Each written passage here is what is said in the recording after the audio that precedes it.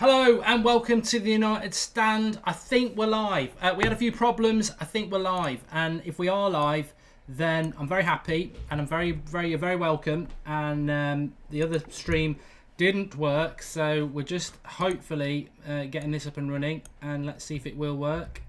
We are. We're good. We're working. Great. I can see my face on a live screen on YouTube. Back of the net. Back of the net. Okay. Hello and welcome. You're live on the United Stand and you're very welcome to be here. I'm very happy to have you here. Back in the chair, even though many people prefer the chair. But those are the rules, and we may have some time news coming in for you imminently. Let's have a look. Starting lineup is in, which is great. So hopefully Ross will be joining me any moment. Let's see if we can get him, and then I will read the team news out to you. So it's all fast starting at the moment. Team news then. Manchester United. I said Martial would not be involved. He is on the bench. I can tell you that. Romero in goal. No surprises. Romero in goal. Valencia, Bailly, Marcus Rojo, Luke Shaw. Back of the net. Michael Carrick, Paul Pogba, Rashford, Mkhitaryan, Lingard, Zlatan. No Fellaini. Back of the net. No Herrera. Are you surprised by that? Superstar Ander. No Ander Herrera being kept back. Maybe for Sunday, keep that Premier League dream alive. I think that's quite an intelligent move. The bench is De Gea, Blind, Fellaini, and we also have Ander Herrera, Ashley Young, Anthony Martial, and Wayne Rooney. So very strong bench, and I'm not unhappy with that team at all. Ross, have you seen it? Can you hear me? How you doing, Mark? Yeah, I'm good. Thanks. You? Yeah, really good, mate. Really good. What's your thoughts on the team then? Do you know what? I'm really pleased with it. Actually, you know, I thought Martial might not be in the squad for a little while. To be honest, I'm pleased that he's even made the bench. Ecstatic that Shaw's playing. It's good to see Fellaini make the bench again. So, to be honest, for me, it's probably the strongest team you could field, apart from Sergio Romero, because I know a lot of Martial fans would have wanted him to see him start today, but I think him being in the squad is good enough for the minutes. I'm absolutely chuffed with it, to be honest. Of course, no Ander Herrera, so probably a slight correction on the strongest team because he's on the bench. Yeah. I don't know whether you know that. Yeah, it's hard because you just sort of glimpse it and you try and pick out the positives quickly. Yeah, I saw him on the bench and I thought he must be in the team, and then you see him on the bench, you think, oh, all right. There is that, but you know what? He put in such a shift on Sunday. I think, you know, if anyone's due a rest, it's probably him. But it's the first time in such a long time that, you know, there's been this theory, and I've kind of championed it, that Mourinho doesn't like playing two attacking fullbacks. Well, he's completely gone against that today, and I think that's the strongest back four that we have. And I don't know if he's, you know, obviously we can't concede today. I know we've got goals to score, but rule number one is just do not concede. So I'm pleased that he's gone with that. I'm so excited for tonight's game. I've been excited all week, to be honest. And I think that's a positive team being put out there. Loads of pace that can go out there and to be honest, completely tear them apart. Yeah, the team news is going along the bottom of the screen for you, for those who haven't seen it or are joining us slightly later than what we've announced. But I'm happy with that team. Romero, Valencia, Bailly, Rojo, Shaw. We've wanted Shaw to start. Carrick back in for the European nights. Pogba will play alongside him. Mkhitaryan probably playing as a number 10. Rashford on the left. Lingard on the right. Zlatan up front. I know a lot of us have learnt our lesson from having a pop at Jose Mourinho's lineup, like most of us did on Sunday. But I'm happy with that team. I think let's have a look at some of the comments, because Herrera needs a rest, well deserved, says Sohail. Love the lineup, says David. And Herrera out, I told you, says Fellaini fan. I hadn't heard that, so well done. But I think this is very intelligent. This is what I think, Ross. I think it's very intelligent, because I personally don't think we'll get top four. I know people say that's negative. I just think we've left it too much to do. But I think what Mourinho's doing, he's sort of trying to have a go at both by boxing clever and not taking the eye off the main prize, which is the Europa League. So the team we put out today is very strong, but what he's done quite cleverly is he keeps people like Herrera, Fellaini You know, Rooney's coming back now, which is good. Ashley Young played at the weekend as well. He's keeping 3 or 4 experienced players back for what will be a tough game against Burnley. De Gea as well. So I'm very happy with the lineup, and I'm very happy with what he's done. We've been saying he needs to mix it up over the both, and for those people who believe we can still get top 4 in the Premier League, I think you must be really happy. Yeah, no, you hit it bang on there. You know, we've been asking for Mourinho to use his squad, you know, all season, and he stuck with the same starting 11 for both Europa League and Premier League, and now we're starting to see a difference. And I think we're seeing the benefits in not just Europa League, but in both competitions. We're seeing the benefits of not playing Zlatan in the Premier League for once, you know, and it worked out. I don't think it'd work every week, but like you said, there's not an A and a B team here. He's consolidated both. He's picked good aspects, and he's picked a team to play each week, and I think that's absolutely spot on for what he's done. And yeah, he proved us all wrong on Sunday, me included. But I still, like you, Mark, thought we'd win that game. But I'll be absolutely shocked if we don't win tonight. And to be honest, I'll be even more shocked if we can concede, because I just think our defence has been absolutely solid. The only thing that concerns me, I know he's got a lot of fans, is possibly Romero in goal, because I think as good as he is, he still has a mistake in him. Yeah, I'm not a massive fan of. I'm not. You know, I nearly said it wrong there. I am a fan of Romero. I just think he's a good, decent backup keeper. I don't think he's a. I'd never trust him as first team goalkeeper. We will be doing Snapchat tonight. 11 Reno Matt. I've already put the Snapchat message out, so if you follow us on Snapchat, you'll know that. United Stand MUSC, all one word, and we will be taking your Snapchats. Don't worry. In fact, we'll definitely be taking them, because I'm not going to be joined by Marcus for the match tonight. It's probably just going to be me. So we'll definitely be taking your Rashfords, your Snapchats. Rashford on the brain. But you sort of touched on it there, Marcus, about Ross. Sorry, you touched on it there about Anderlecht. I mean, I've been talking to people at work today. They're not United fans, and they're like, "Oh, what will work be like tomorrow if Anderlecht knock you out?" I said, I'm not coming in if that happens, because our season will be over. I mean, I don't want to be out the Europa League tonight, and I think top 4 I've got big concerns about. I don't think we'll be out the Europa League tonight either. For many reasons. You can never say never in football, but I look at Anderlecht last week. We should have won that game. If Fellaini'd switched on, we would have won that game. We still came out of it with a good result with the away goal. To go out, we've either got to get beaten at Old Trafford or have a 2-2 draw to go out. So I can't see that happening. I think our defence is more than capable. And also, the way Anderlecht celebrated a 1-1 draw, like they'd won the bloody trophy. And also, Anderlecht have got a big game on Sunday as well. So I can't see it. I can't see it. And I know they say pride before a fall, but I really can't see it. If we switch on, and I think the big thing is, obviously, I was at the game Sunday. You watched the game. Everybody watched the game. I've been banging on about this for weeks. Confidence is... We've not been playing well. Sunday, we played well. I'm expecting a big performance tonight, built on that confidence of Sunday. Yeah, no, I'd agree with that. I'm really chuffed that Carrick's playing in this game as well, because I think you just need that calm head pulling the strings for a game like this. And let's not forget, we've got an away goal, so it's almost like being a goal up in a sense, because a 0-0 draw will do it for us. But it's going to be an interesting game, and interesting to see how United go about this, because we'd all want to see United attack them, you know, try and nick an early goal and push on and maybe get 2 or 3. But let's not forget, Jose Mourinho is the master at knockout competition, so he may go slightly defensive with it, even though it looks like an attacking team, and play on the break a little bit, because there is quite a bit of pace in the team. But I think, you know, it's one of them games, Mark, isn't it? I think 1 goal completely kills this game, and that's all we really need. I'll come back to that in a minute. I want to smash these clowns, says Johnny Blaze 23. Yep, so do I. I think, you know, I've got no empathy for anybody now. It's business end of the season. Manchester United's what matters. If we can beat them 3 or 4-0 tonight, which I'm predicting we will, that confidence just helps us. We've got to build on the confidence. We can't take. We won't get knocked out tonight, but I don't want us to like just stumble through the game. Let's start playing well, because we haven't been doing that for a long time. Talking about that, remember, the United Stand is your channel, and the Watch Along really is your show. So please hit the like button, hit the share button, share it on Twitter, share it on Facebook. Let's get lots of people involved, because the bigger the community, the more banter and the more we enjoy it.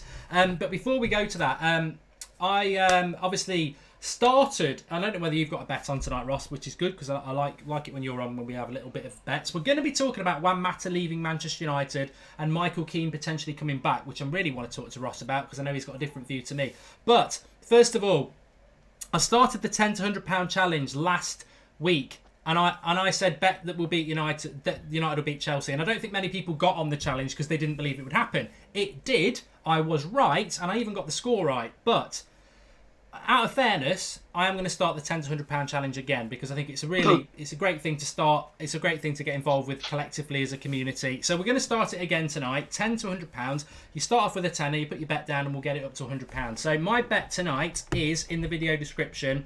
Is how you sign up to do it. It's through Bet365, so it's not one of these fly-by-night betting companies. And if you look in the video description, you'll see the link where you need to go to sign up. And also, you can win. This is probably the best prize we've ever done. It's a signed Sir Bobby Charlton Manchester United top in a frame collector's item, absolute collector's item. So Bobby won't be with us for for much longer. 20 years. I'll be amazed if he's still here, which is really sad. So a really great prize to give away. Sign up in the video description, second paragraph.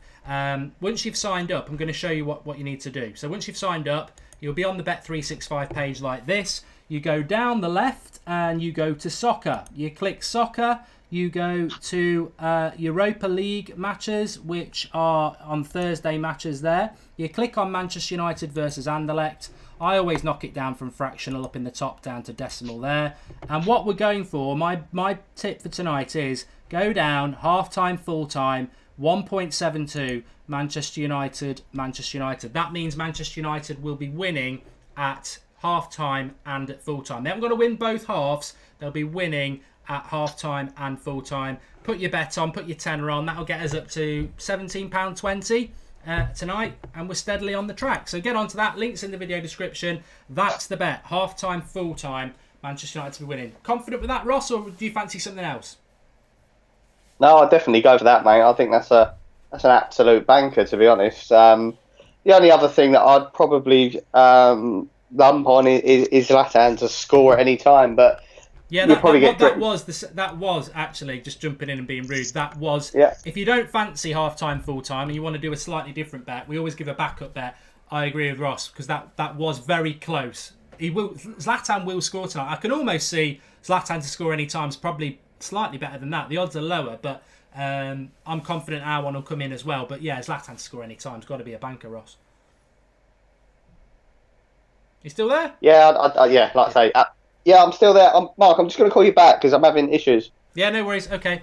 Hirsch Puri says, an idea for the United stand. Can we have a heat map, a virtual pitch, the ball and the positions of the players on the pitch? Sounds like a great idea, Hirsch. I'll just knock one up for you now. No, it does sound like a great idea. I don't know how we go about doing it, but yeah, sounds good. We will do Snapchat. Don't worry about Snapchat. I've got a guest at the moment. I've got Ross joining me back there. But remember, link in the video description. Get on this £10 to £100 challenge. I want to build things on the Manchester United stand community. And I think, only a few weeks left in the season. Let's get a tenner up to £100. Let's have a bit of a laugh. And, what else was I going to say? Yeah, links in the video description. So Bobby Charlton shirt. I can't wait to give that away. Would be great. Blimey, how much... What are you on about? I feel Zlatan won't score, says Indy Tagger. I think Zlatan's score is nailed on. Andrew Ellis says 3-1. I'm going 3-0 or 4-0. What's your score prediction, Ross?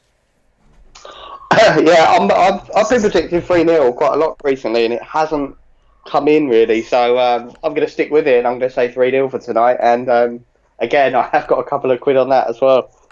Yeah, I think we could do 3 or 4-0. I really do. I don't think Anderlecht are that good. And I think Manchester United now, the way we're playing, confidence, etc., I think we could do really, really well. MSTR says he'd rather have an Alan Brazil shirt signed. What, an Ipswich one? No, I know he did play for us for a little bit. Rick Pell says it'll be a tricky game tonight. Hope Wazza gets some game time, says MUFC Red 17, which is very important. That's a really good point as well, Ross. I know you are a Rooney fan, but I think it's important that, something that really pleases me, and it's what you were talking about a few minutes ago, is that we can leave Herrera out, we can leave Ashley Young out, we can leave De Gea out and have total confidence in the players that come in. And we know we've lost Mata and Jones and Smalling, But we've still got a decent squad that we can go on 2 levels. I mean, you look at people like Liverpool; they'd have to put their first team out in both games. So to be able to rest a 10 out of 10 player from Sunday under Herrera and play Michael Carrick as captain is a real luxury. And I agree. I think Rooney's end is coming at Manchester United, but I've been saying for a while, I still think he can have a really important part in these last few weeks, as can Anthony Martial. Yeah, well, I think he will play today. Just looking at that bench, I can't really see. I think Daley Blind will get on at some point because I can see Luke Shaw only lasting sort of an hour mark.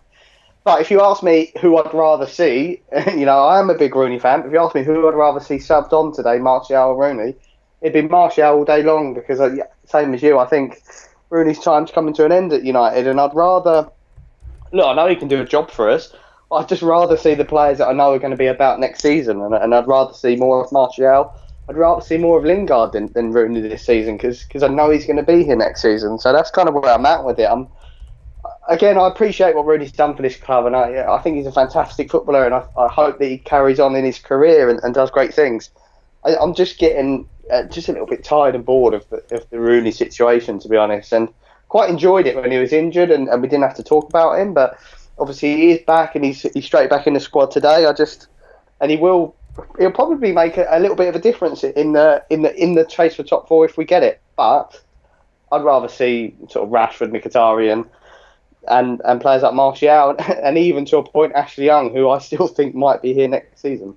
Yeah, it's a good point. I mean, there is no longevity in Wayne Rooney. I just think in relation to we might pick up another injury. We lost Mata.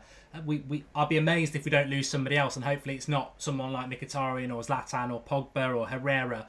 I think, if you lose a Lingard, you could probably just about get away with it. I don't want to lose anybody, but that's why keeping Wayne Rooney, Martial, people like that involved is really important. But I agree with you that the reality is you want players who are probably going to be here next season. But I think everybody can certainly contribute. Jesse Vargas in big letters says, look at that team. Well, I'm happy with it. I think Luke Shaw is the big positive for me. I expected him to play against Chelsea. Obviously, he didn't. Darmian's another player I've totally forgotten about as well. Not even on the bench today. Played superb at the weekend. So that's another player that, is not involved today. Not even on the bench. Brilliant at the weekend. And will play on Sunday. And the great thing is, Ross, and everybody at home, is that what happens is we get to rest 3 or 4 players tonight for Sunday, and then we'll get to rest 3 or 4 players from tonight for City next week. When we're playing City a week tonight away. Well, do you know what? And Mourinho is, I don't know if he's taken him a long time to learn, but he's starting to use this squad. We've got 3 left backs, 3 very good left backs as well. And when you can say to a player like Darmian, well, Daley Blind. Oh, you think Darmian's a good left back? Well, do you know what? He was fantastic again. He was. I think he was more of a left-sided centre-back there, wasn't he? Yeah. All right, I'll give you that. But do you know what? To say to someone like Darmian, look, this is your cup final today. You're not even going to be in the squad against Anderlecht, so to give it all, I think you'll get more of a performance out of players. And he's obviously done that with a few of them. And Ander Herrera might have been one as well. You're not going to be starting against Anderlecht, so your job for today is to follow Hazard around it and don't leave nothing on the pitch. Well, when you are playing 3 times a week, each game you have to leave a little bit in yourself because you're playing sort of 3 days later. So I think we're starting to see the benefits of the squad coming together, and Jose he's starting to trust his players a little bit more, which is fantastic to see. And Luke Shaw, I think every United fan thinks he is our best left back. Not thinks, they know it. So to see him again today, I thought he was fantastic the last time he played. And looking at all them players today, I wouldn't even write Luke Shaw as being the main man today because he can create so many chances when he's given the right service. It is Guinness, yeah. It's just settling. I'm very happy. Timo, Mark the alcoholic. This is the first drink I've had since Old Trafford on Sunday. You have 1 drink on a live stream and you're an alcoholic. But you've got to love a Guinness, Paul Corcoran. That's my big... I'm still waiting for the United Stand Dublin branch supporters club to be set up and invite us over. Me, Marcus and Ross will be over there. I bloody love Dublin. So sort it out. But I don't know how long you've got, Ross, so whenever you want to go, let me know. But what I do want to ask you about is this. I'm very happy with that team. There's nothing to overanalyze about it. Really can't wait for the game like you, and we'll get back in the game in the moment. But there's a couple of big things I want to talk about. The return of Michael Keane to Manchester United has sort of blown up a bit over the last 24 hours, certainly the last 12 hours. Formerly of Manchester United, never really got a look in, and he's got 1 year left on his contract at Burnley, and Manchester United I think get 30% of the signing on fee wherever he goes anyway, so he'd be ridiculously cheap for us to get back. I would probably say about £15 million, maybe a little bit less. Sky Sports have come out today with the big I am saying, oh, he's going to leave Burnley. I think I said it 4 weeks ago. He's definitely going to leave Burnley. He's had a great season. He's got 1 year left on his contract. He's going to move. I think he'll probably end up at somewhere like Everton. Ross, you've said you'd like him back at Manchester United. Yeah, I would, and there's many reasons for that, and one of it, let's not forget he's an England international now. I know he's probably not in England's starting lineup, but I probably rate Keane higher than Smalling and Jones, to be honest, because I think Jones is a complete lost cause, and Smalling is calamity Smalling as far as I see him, and I don't see them two having a future at Manchester United. And I look at Michael Keane, and look, he is a little bit of a gamble, but then any foreign player that we buy as a centre-back is a gamble. And I look back to 2 seasons ago where pretty much everyone was crying out for Otamendi, and just look how tragic he turned out. And that could happen with any centre-back. I think there's a little bit less of a risk factor bringing someone from, say, Burnley and from moulding them into what we're about. And he knows the club. Like you say, it'd be so cheap. And it'd be a centre-back that wouldn't be expecting to start every week. And I quite like what Bailly Rojo are doing at the minute. So I'll be inclined to leave them as our centre-back partnership. So I'm a Rojo fan. I think they're fantastic. And I think Keane is the perfect sort of bench player. He's so cheap. And I'd want to see players like Twanzebe still used in the squad as of next season. So I don't want to flood our centre-back position with sort of 30-40 million pound centre-backs, because they are a risk regardless. And I quite like the aspect that he come from United and he was sold by Van Gaal, which, a lot of good talent was sold by Van Gaal. So it'd be nice to see him back in the shirt, like you say, for cheap. When he comes at a cost, like you're saying, like 15, even 20 million pounds in this market, if it doesn't work out, you haven't really lost anything. You've almost persuaded me, not quite, but you've almost persuaded me, because you make some really good points, and I know a lot of people would share them, in the fact that he is English as well, which some people quite like. Like I say, £15 million. I still think he's quite young, early 20s, Premier League proven. And the romantic in me would say, yeah, let's stick with Rowe and Bailly. Let's get Michael Keane under Mourinho and take him to that next step. Let's bring Twanzebe through. You've got 4 really good centre-backs there. However, I'd be hypocritical to do that, because I've been saying all year that we need a dominant centre-back brought into this team. And by dominant, I mean somebody who's going to win corners, both in our box and the opposition. I still think that's a weakness that Rojo and Bailly are not able to deal with. So, and also, from what I've seen of Michael Keane, I don't really see him being any better than Ryan Shawcross, and we didn't sign him back. I saw him play against Everton the other week, and he got absolutely torn apart by Lukaku, who's a striker I don't want at Manchester United. However, what I would say about that is that Rojo, if you told me Rojo was going to be our best centre-back this time last year, I'd have laughed. I wanted him sold. And you can't underestimate what Mourinho can do with the centre-back. So I think what I would say is, I don't want Michael Keane back at Manchester United because I want somebody better. But if he is signed for Manchester United, I will back him, and I think it will be a great signing, because I think one thing Mourinho does get right is signing centre-backs. Yeah, I think that's a fantastic point. And I always look to Cahill at Chelsea as well. And look, he's not the best centre-back in what I didn't even think he should have got in the team of the season, to be honest, as centre-back. But he come from a struggling team. I think he come from Bolton, if I'm correct, and he's proved the step up. It took him a little bit of time, but he proved that he could step up. And I just kind of see Michael Keane as the same sort of player. And like you say about Shawcross, I know United didn't sign him, but there was a time where I probably would have been okay with Shawcross signing for United, because we've gone through, since Vidic and Ferdinand, we've gone through hell in that centre back position. And Mourinho's first signing, Bailly, I think, has completely shored up one of them positions. Rojo looks like he might have nicked the other one, but he still needs to prove a little bit more. I think a little bit more consistency as well. So that's kind of it's the romantic in me. I just like to see sort of the good talent that Van Gaal got rid of unfairly. I think to come back. Well, you know what? As well, I did the video last night. Manchester United will spend £200 million this summer. So if we get a centre back that's only £15 million, there's an economic angle to it as well. I could see it happening. I would rather we went and got somebody who's really dominant in the air.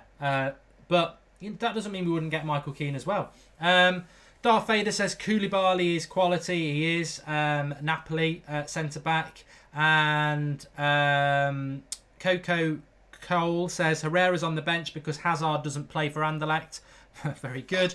And Alex O'Donnell says, watch the quick video compilation. Can you hear me, Mark? You've cut out on me, mate. Yeah, I can still hear you. He says, Michael Keane, he looks like a real player, composed and can pass the ball forward. Cahill came from Everton, says Jason McIntosh. You're wrong. He didn't. He played for Bolton, and he went from Aston Villa to Bolton. Gary Cahill. Tim Cahill was from Everton. Can you hear me, Ross? Yeah, sorry, you cut out on me, mate. Yeah, I could still hear you, but if you can't hear me, that's a bit of a problem. Chris Jones says, looking at the lineup, it's one of the best sides Mourinho has put out, besides Mata. Obviously, Herrera as well. Somebody just said that Rooney's starting. He's definitely not. And I'm getting a lot of tips for my shirt tonight. So I wore it last night as well. My Gant, a bit of Gant, but sound's gone, says Andromeda. Yeah, of course, we'll fall for that one. There's a lot of you watching. Please do drop a like on the video. I think we've only got about 200 likes on the video, and there's about 1,800 watching. So please do drop a like. We like to get to 1,000 likes before the game starts, and the game starts at 8:05, which is 40 minutes away. And if you are new to the channel, subscribe. We could go past 78,000 subscribers tonight, which would be great to do live on the Watchalong. We like to hit the big targets on the Watchalong. The subscribe button is the bottom right-hand corner hologram. Make sure you click the bell because we're always live on the United Stand, so you need to get that notification. Diego Rodriguez says, finally, Shaw. And if Rojo can play the way he currently is in a Europa semi and a cup final, then he's definitely worthy of first choice, says Brandon. I think we've got a fantastic season ahead of us. Hopefully, I think Champions League is so important. But I'm going to do a video on this on a bigger point. But one thing just before we move on to Mata, Mourinho's had 100% hit rate on his signings. We are going to get a flop. We are going to get a flop. We might get one or two flops because it's ridiculous, his strike rate with signings. I can't think of any other manager that's signed 4 players and had 100% hit rate.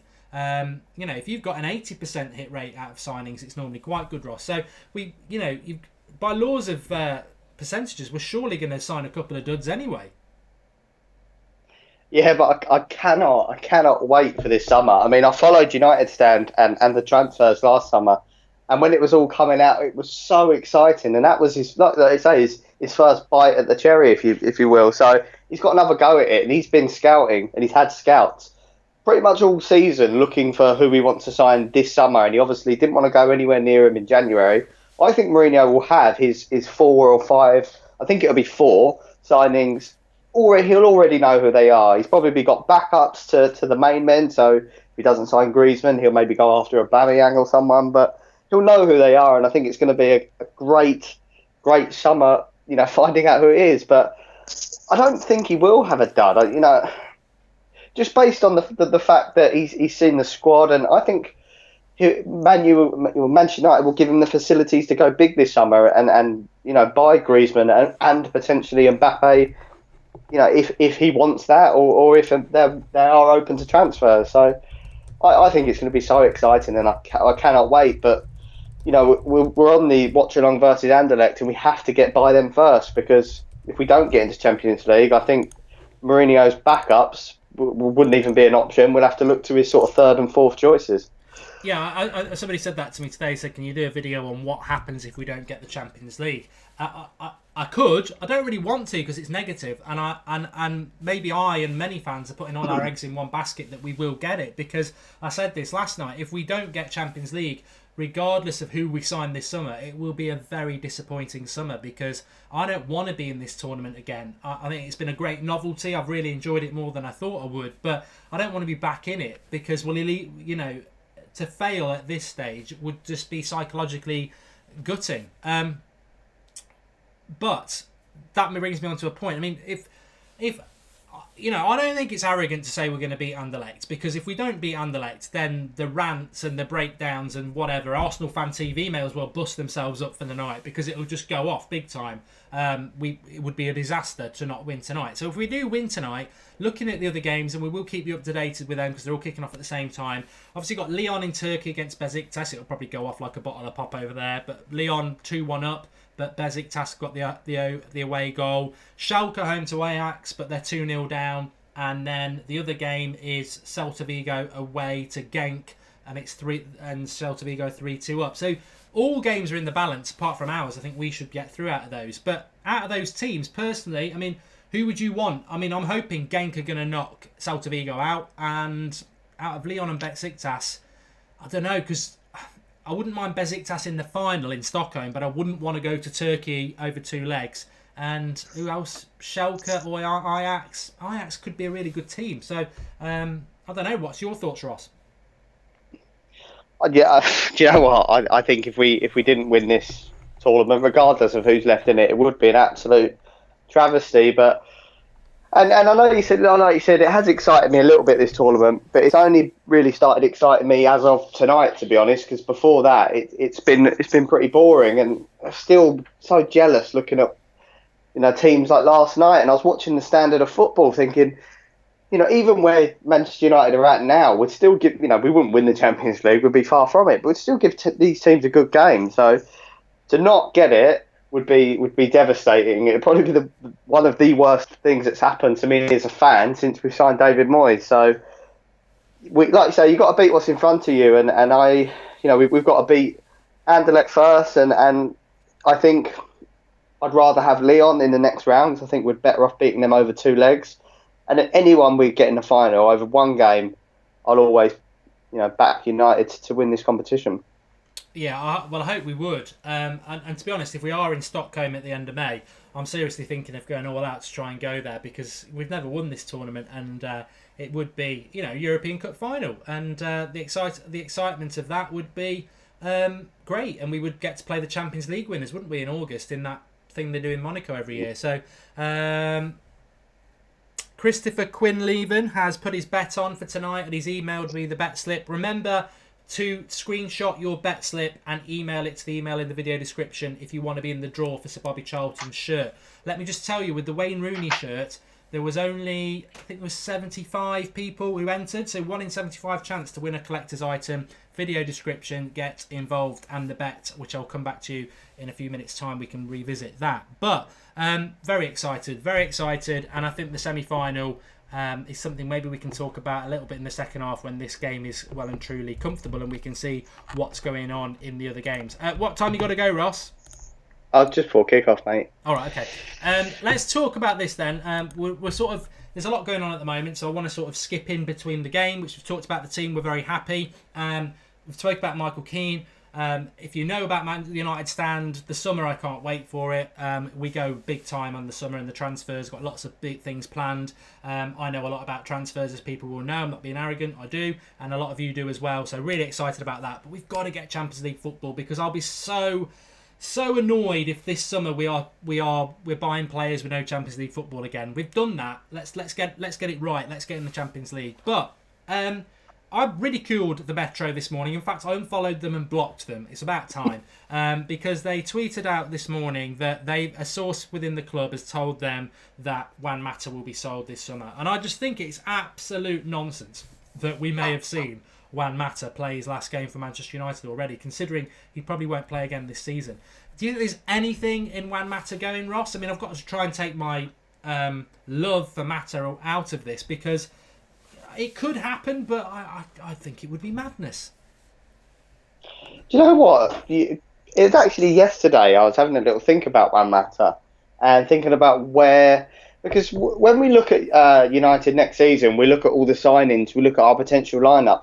Juan Mata doesn't get into any of them in anyone's lineup. There's no one putting my Mata in our best starting 11 if we get all the transfers that we want. So I don't think there's nothing in that source, like you say, but will Mata be here next season? I don't think it's as nailed on as yes. There will be a conversation between Mourinho and him, which will probably go a little bit like, you're going to play less than you did this season because our squad's going to be bigger and better, and you're sort of going to be our on the bench man, and then it would be down to Juan Mata to stay or go. I think he'd stay.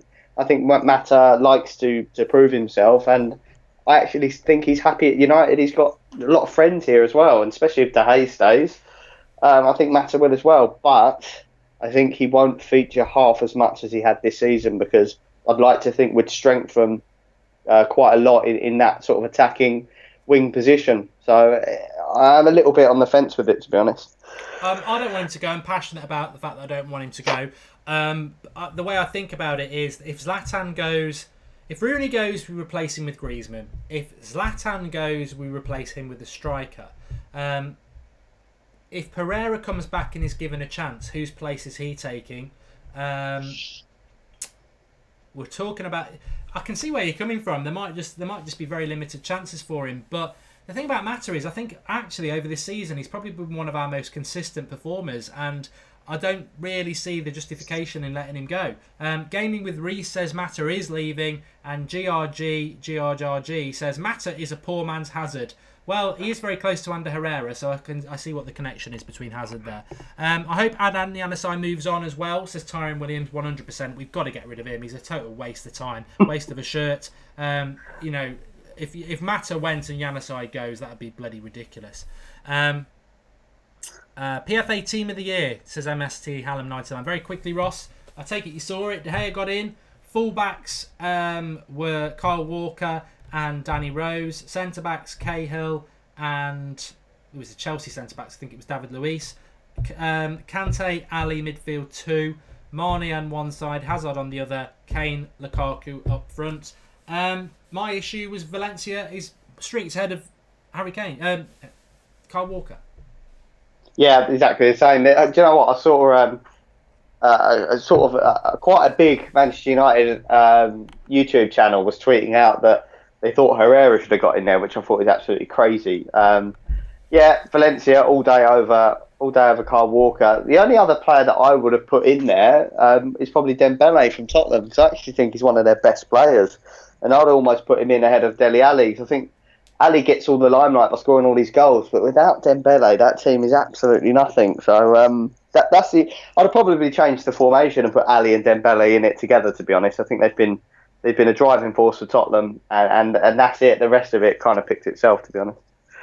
Somebody just asked if I like darts. No, I don't. I like poker. In fact, I was playing poker today with Mad Marcus on some new app that we've signed up for. In fact, we should let everybody know about it, because then we could all play poker together. But it is Guinness, yes, and I can't justify putting Ander Herrera into the PFA Team of the Year. I think he's been fantastic for us, but he's not been Kante fantastic, and he's not been Dele Alli fantastic either. So, I sort of saw the team. As a United fan, you always want to have a moan. And I thought about Herrera, and I thought, no, there's not enough of a justification to moan about that. But the Valencia one was ridiculous, and I think that just shows you how footballers have got great talent in their feet and sawdust in their heads, because it's the PFA award, so I think it's voted for by the players. And if it's not voted for the players, it's voted by the bloody idiotic media or the PFA or whoever. But there's just no way Kyle Walker's had a better season than Valencia, and it annoys me that it has to be picked from teams that are near the top. United have struggled this year, but Valencia's been bloody consistent as the standout right. I think he's the best right back in Europe. So I felt a bit sorry for him, really. And the funny thing was, De Gea was in goal, and De Gea's not actually had a great season. He's had a good season, but he's not had a great season. I'm surprised he got that. Herrera's better than Kante, says Football Thoughts TV. What's your thoughts on that, Ross? I mean, I personally would have Herrera over Kante, but when you're talking about the PFA Team of the Year, I can't argue that Lukaku and Kane should be the front two. But if it was my team and I was picking I would get rid of one of Kane and Lukaku straight away, because as a front two, they don't work. I'd rather have Aguero, I'd rather have Zlatan any day of the week. So I'd probably rather have Costa because they're more proven. But on this season, I think they deserve to be there. But I wouldn't pick them. And like Kante deserves to be in there, but I would prefer to have Herrera.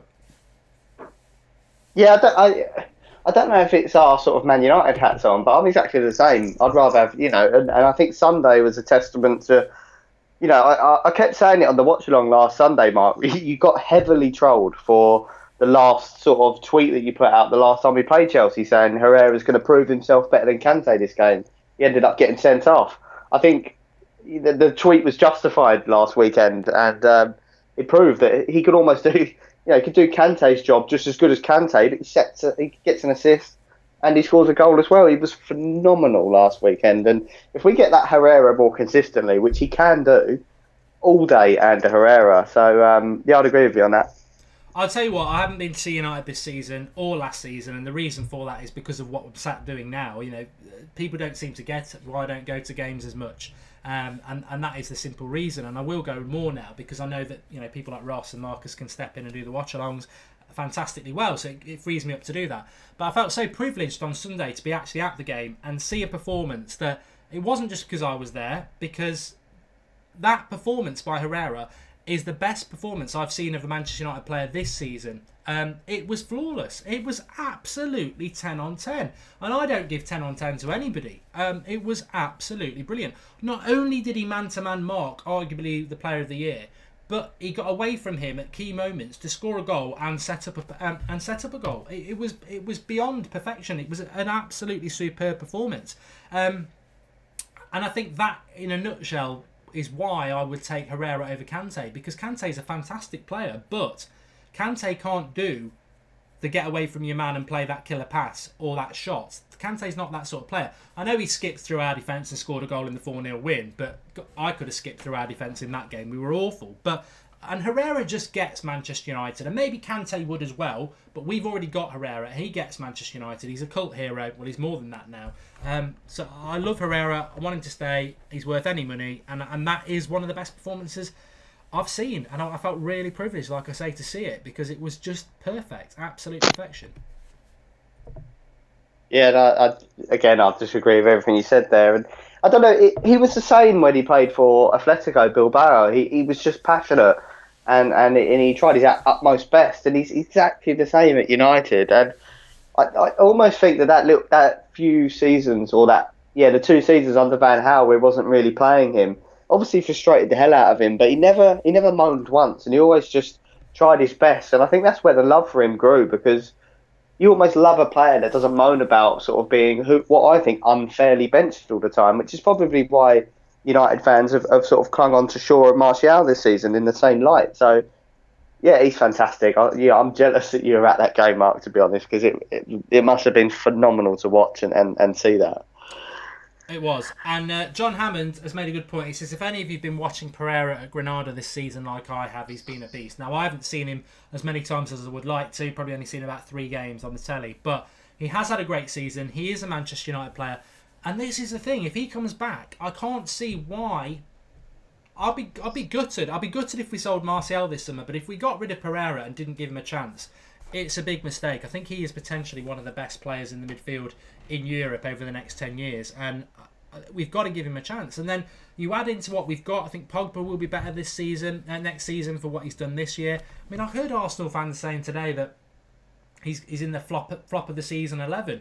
I mean, I don't know what your thoughts are, Ross, and people at home, but yeah, Pogba's not hit the heights that we wanted him to hit, and it's been a bit of a roller coaster season. But to call him a flop, he's not been a flop. He's just been probably 6, 7 out of 10 a lot, with the odd 8 or 9 out of 10 here and there. But he's certainly not been dreadful. I think people just judge him on the 90 million and the expectation that he should be playing better. But he's not a flop. He's, if you want to see a flop, that's Xhaka.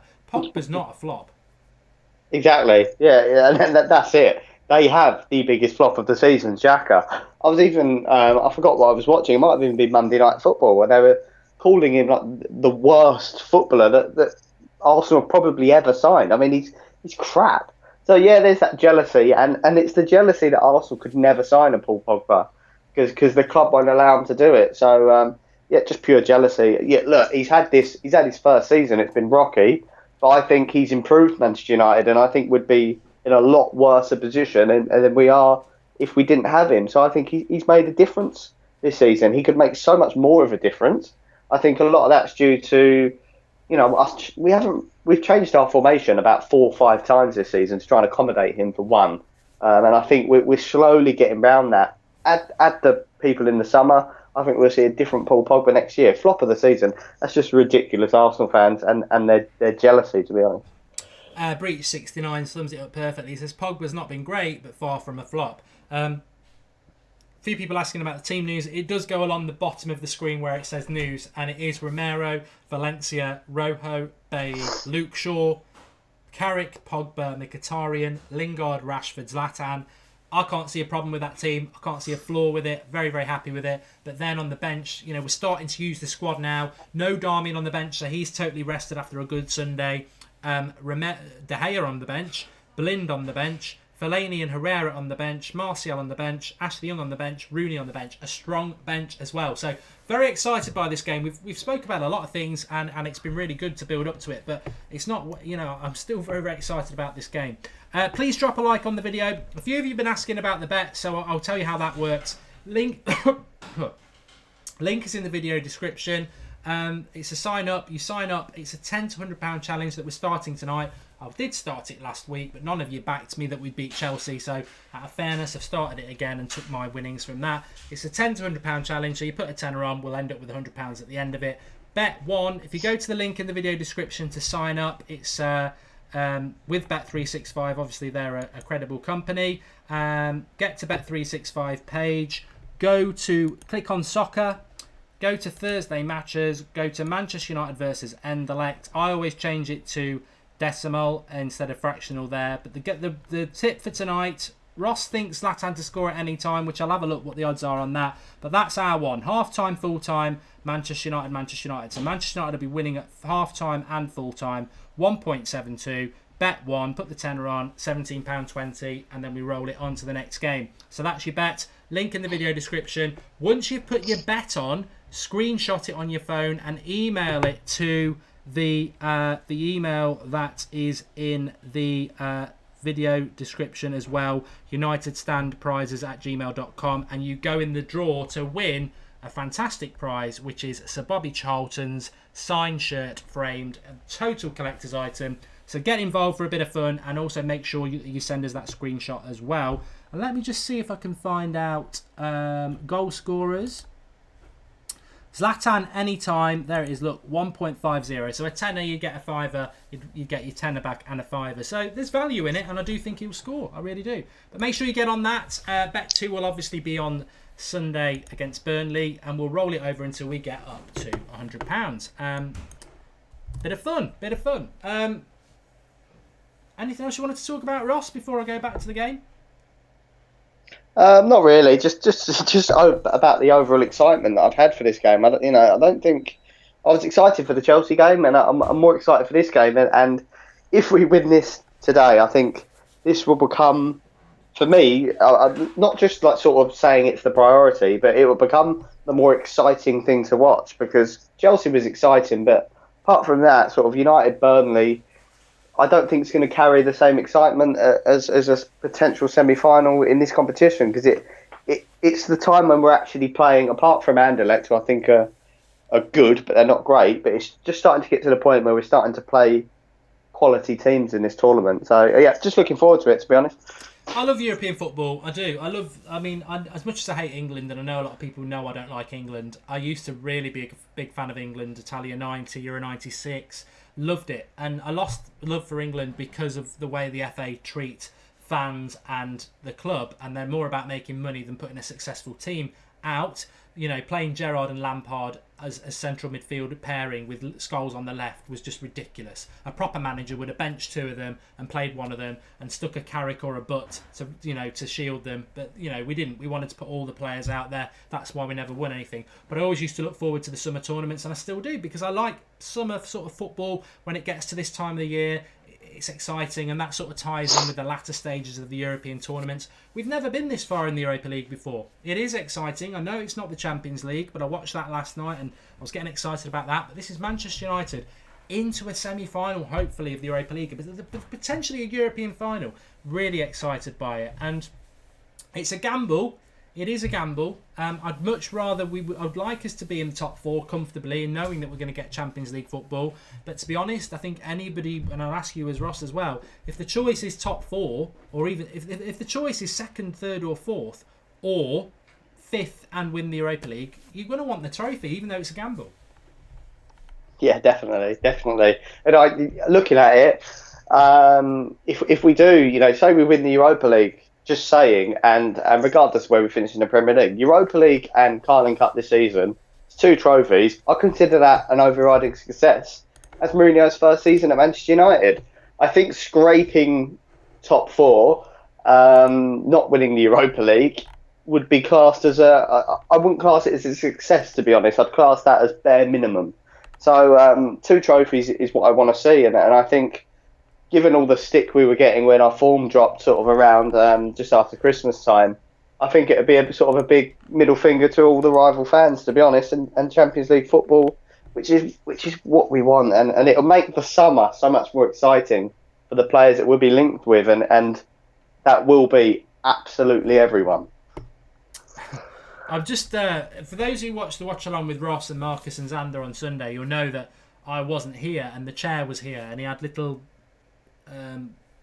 lights and everything, and what's popped up today is at Goldbridge Chair, which is the United Stand Chair's Twitter account, which I'm just having a look at, and he tweeted out 43 minutes ago. If it is a he, I might be sitting on a female chair.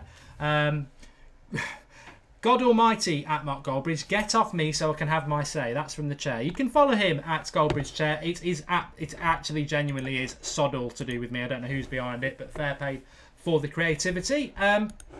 Live comments. Chief HD says Man United 3, Anderlecht 3. Well, we'd be out with that, so we don't want that. Herrera captain next season, ? Says General Zod. Liverpool knocking City out of top 4 would be a good result, says Happy Ricks. Well, Premier League takes care of itself. If we win the next 2 Premier League games, we would knock them out of the top 4. But let's not forget, we've still got to go to Spurs and Arsenal away. I think top 4 is virtually... I think we won't get it. I'd love us to get it. If we did get it, it would be a brilliant achievement, because we've dropped so many points we should have won. And to get it now, we're going to have to win some bloody tough games. But we'll be there with you, and hopefully we can do it. Who will win the FA Cup, says Rick Powell. Who gives a shit? It's not going to be us. Arsenal fans are a bunch of attention-seeking whores, says Wira Pira. If we draw 0-0, we go through because we scored that goal, says Sahor. That's how it works, yeah. We are through at the moment because we've got an away goal. 1-1. If this game finishes 0-0, we're through. If it's 1-1, it's extra time. If it's 2-2, we're out. If we win, we're through. So I think we've got problems if we let Anderlecht score more than 1 goal, to be honest. I don't expect them to score any. 4-2 to United, says Red Pikey.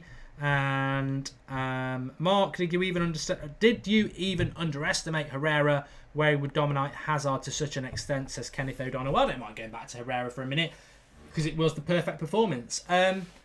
I don't think I underestimated Herrera. I think Herrera, I said it like Ross said there. I said a few weeks ago when we played in the FA Cup, I think it's going to be an eye-opener to everybody just how good Herrera is compared to the media loving for Kante. And Kante has been good, so it didn't shock me. But what I was saying today at work to somebody, Ross, was that I can't remember the last time a manager adopted a man-to-man marking system like that. It's sort of, I know it has happened in between, but I remember England doing it in the 1990 World Cup, I think against Holland, when England played Holland in the group stage. But it has happened since then. But it is very rare for it to happen. It's certainly not the modern way of playing football. But there's Mourinho again, just pulling an absolute MasterCard out of his wallet, and it worked superbly. So as much as Herrera was brilliant, I think to actually be brave enough to just go a man-to-man mark a player is, because you are effectively knocking yourself down to 10 then as well, was brilliant. Oh, you're showing your age there, mate. 1990 World Cup. Bullet. Yeah.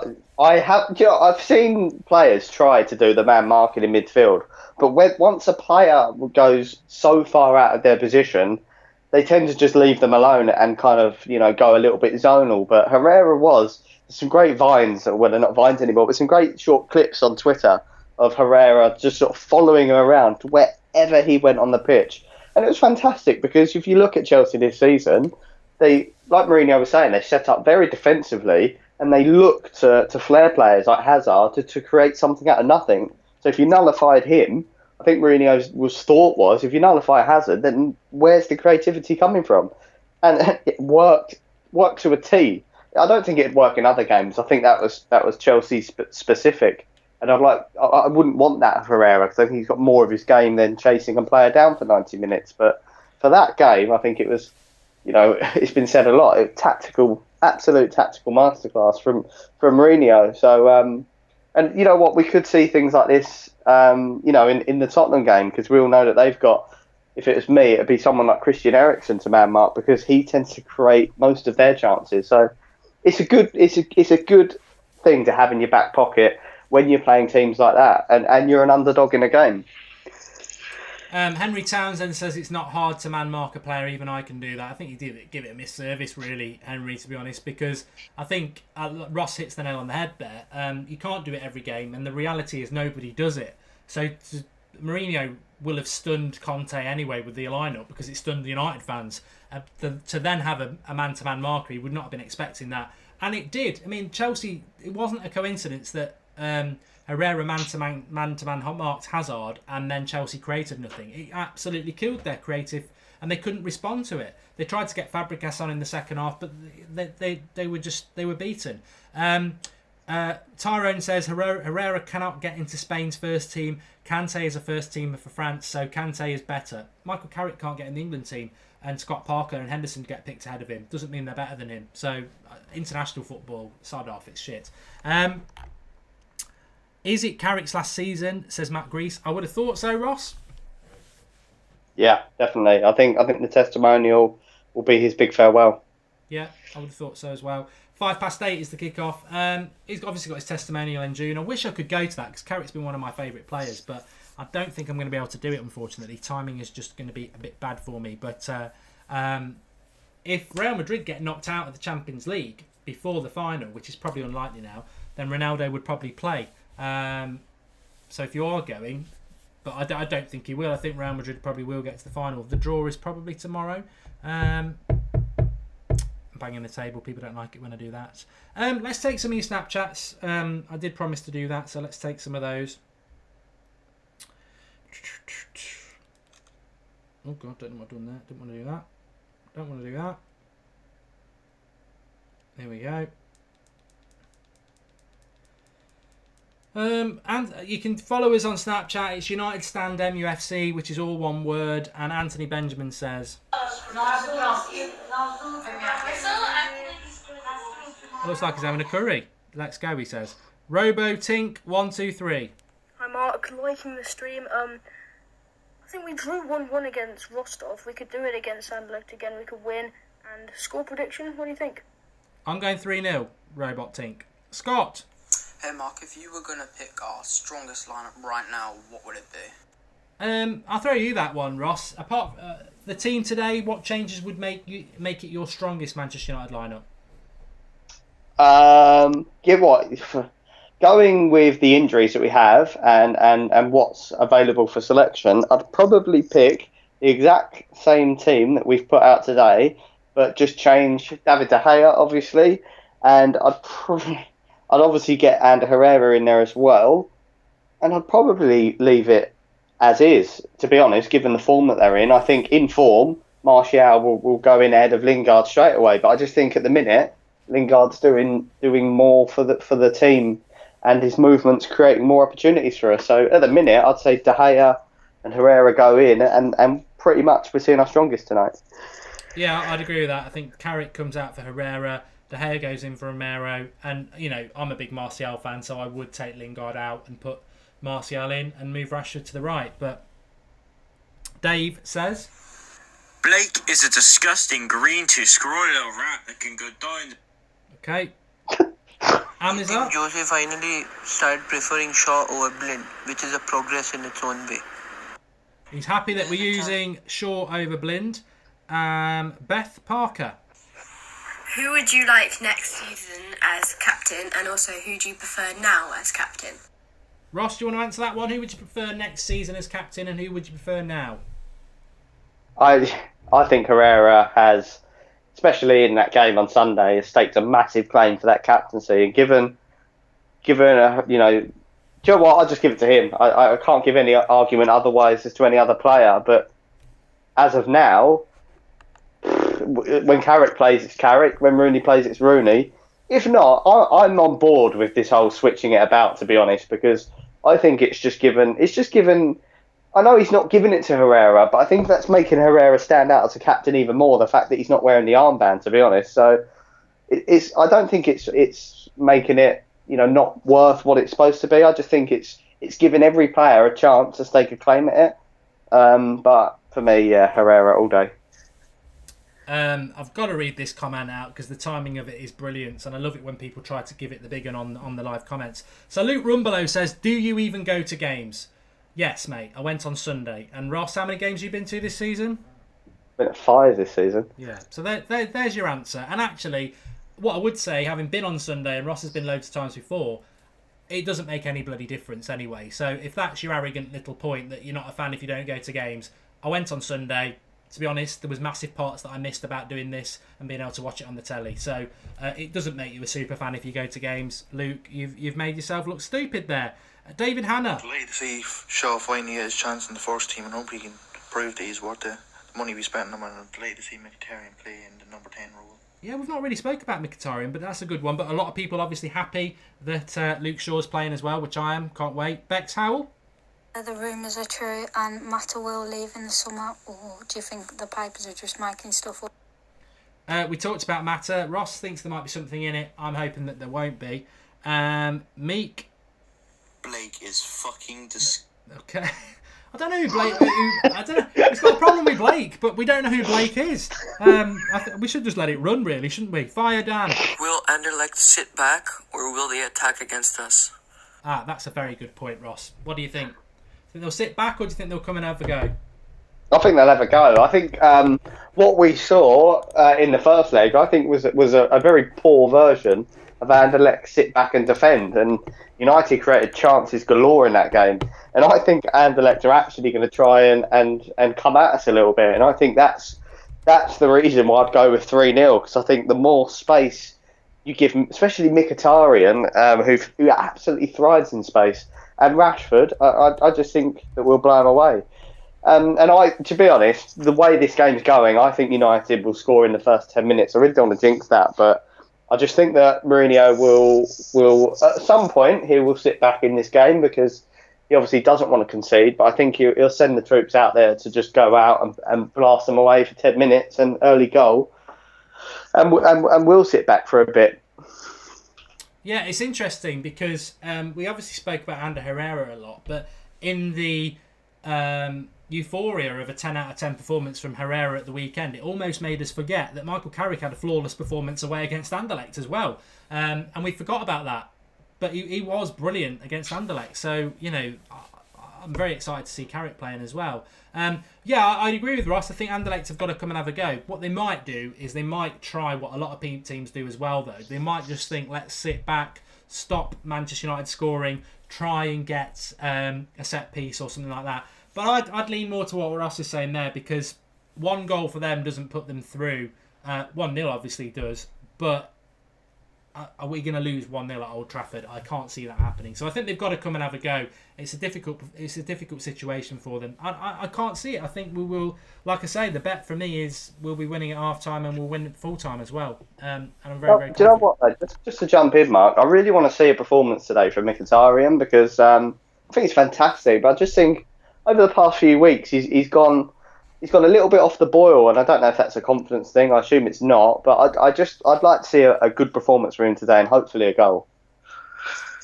Just laughing here because JRW99 says, I'm going to Old Trafford this Sunday for the first time to watch us play Southampton. It's going to be a lonely experience, mate, because we're playing away in Burnley, but I think you might have got your dates mixed up. Although I think we're playing Southampton away anyway. I think we have already played them at home because that was the second game, wasn't it? It was Pogba's debut. We've got Southampton away on the 17th of May. Yeah, and that will obviously be in Southampton. what's the story 101 says should be an easy 2-0 win, and Does East Gaming saying that Anderlecht might get us on the counter. Again, I want to see Tielemans. I want to see how he does. I don't think he had a great performance in the first leg. I wouldn't say he was bad. I mean, I'm just watching a little bit of him there, and I don't know whether he'd be somebody United go for, really. I don't know. Ross, do you think he is? No, I don't. I really don't. I can see him going to somewhere like Dortmund or Monaco. I think that's the sort of next step for him. I don't think he's ready for a big club. And that sounds terrible when Monaco are in a semi-final of the Champions League. But you know what I mean. If you've ever been to Monaco or if you've seen their ground, I don't think they can get more than 20,000 in it. And they do fantastically well, but they're always going to be a feeder club because they just haven't got the support to satisfy their players. Simple as that. Okay, we're 10 minutes off kick-off, so I will let you get off, Ross. I don't think you're back at half-time because you play football. No, yeah, that's it. I've got kick-off at 9:15, so I won't be able to see a bit of the second half, unfortunately. No worries. Well, thanks for coming on. I really enjoyed the chat as per usual. And Cheers, Mark. Ross is obviously regular on the channel now. I think you've become a regular on the Sunday night show as well, haven't you? Just about, yeah. I've wormed my way in there. No, it's good. I like the little split screen with Alex. That works really well. So we've got a game Sunday, haven't we, next anyway. But follow Ross on Twitter if you are on Twitter. It's @Hazza90. And enjoy the game, pal. I mean, I hope we're not going to be reacting badly after this. I'm confident we won't be. Yeah, no, I think we'll be looking to the next game after we blow them away in the first half. If someone could message me on Twitter and tell me what the Blake thing is about, I would love to know. Cheers, Mark. Yeah, we all would. Speak to you later, Ross. Yeah. Cheers, mate. Bye. That reminds me, I don't know if any of our regulars are on the live comments. Probably not. But if Sander or Mad Marcus, I don't think Mad Marcus is about tonight. Somebody wants to come on at half time, let us know.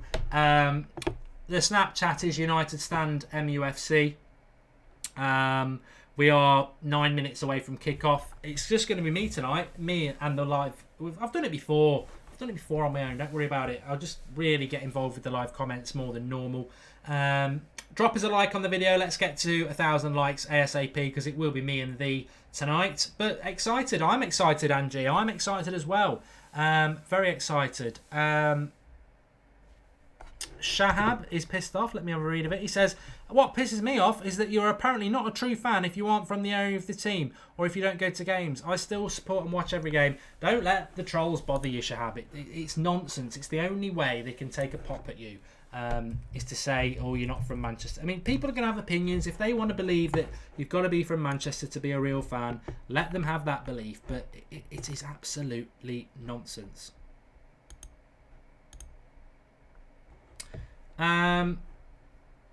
What was I going to say next? Yeah, 9 minutes. I'll start the timer. As you can see, it's 0-0 at the moment because the game's not started. But I will start the timer after, and as soon as the game kicks off. I'm just having a quick look at something.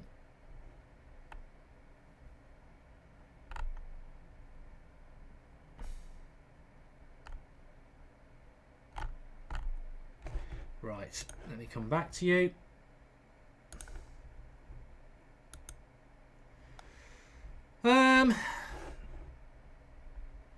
Zlatan as captain, it doesn't matter if he's been here just one season, says sarcastic banter. I think Zlatan more or less is the captain anyway. I think that's why Mourinho is quite flippant with the captaincy because we've not had leaders on the pitch and Zlatan is a leader on the pitch, isn't he?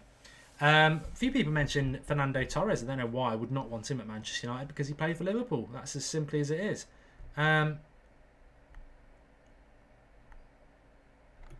Sander Sagers, yeah, pop on at half time, mate. That'd be absolutely brilliant. And you could probably just stay on for the second half. That'd be great.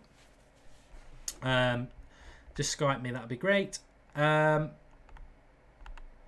Marcus is now on the live comments. That's, why is he not getting involved? Why? I don't know. Lynn's food is almost ready. Oh, we've still got a few minutes. My favourite part of the show. I'm so happy I forgot about it. Where are you watching from? Get commenting. Let us know where you're watching from. But if you are going to be asked to type where you're watching from, just before you type where you're watching from, hit a like on the like button. So like the video, then type where you're watching from, and I'll shout out where everyone is, because this is my favourite bit. This is the up yours to those bigoted fans who think you've got to be from Manchester or go to games to be a proper Man United fan. Because I know, having done this for a long time, as do you. And remember, we used to do watch-alongs in the Van Hal era, which were we used to do what's your favourite song and what's your favourite film, because we were that disinterested in what was going on. People were getting up at 4, 5, 3, 2 in the morning to watch Van Hal. That is dedication, not going 10 minutes down the road to watch the match at Old Trafford. Everybody's brilliant if you support Manchester United. That's what I would say. Kickoff is about 4 minutes away, 5 minutes away, SJ Football. People are going to start telling us where they're watching from now, which is great. And get involved. Get involved. It was really weird, actually. I'll talk about it a little bit more during the game.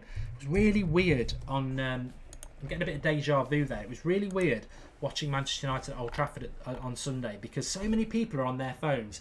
And obviously doing a watch-along, I'm updating Twitter, I'm reading your live comments, so my eye's not always there. I'm very good at sort of like that. But you know what I did? The reception was so poor at Old Trafford that after the first couple of minutes, I was like, I can't be typing when I'm meant to be taking in this experience. So just put my phone away and sat and watched the game of football. Like, I was leaning forward because you don't get a lot of leg room, and so I just sat like this watching the game for 90 minutes, absolutely enthralled by it. It was brilliant. And I don't really understand why, if you get I've just got your message, Sander, that's great. I don't really get why you go to Old Trafford and then spend most of your time on a phone. I don't understand that. But each to their own, each to their own. Tommy Herold is from Kansas City, USA. Marcel's from Colchester. Indonesia for Leonard. Howdy from Texas, Ryan Allen, he's a regular. Callum's in Ireland. Bush, I love Ireland. LA, Russia, but I'm from Kansas, says Avery Sharp. Oh, what are you doing over there? An American in Russia, be careful. You're spying. Smelly hotel room in Gothenburg, Sweden, says Sebastian. It's amazing where people are. I love it. Dubai, Ramis, London, tyrannical. Cape Town, South Africa, JP Lanza. Bangor, Wales, says Leboy. And 2 a.m. here in Thailand. Love the show, says Martin Bowers. And Scotland, Daniel Carlin. Don't go for independence again. Get rid of that Sturgeon. She's a joke. Bit like Tresemme. Finland, Mark, says Abid Tafa. London, says The Master. Birmingham, Dominica. Limerick, says Shaw's 1107. Israel, says Adiel. Hamilton, New Zealand. Hartlepool, England.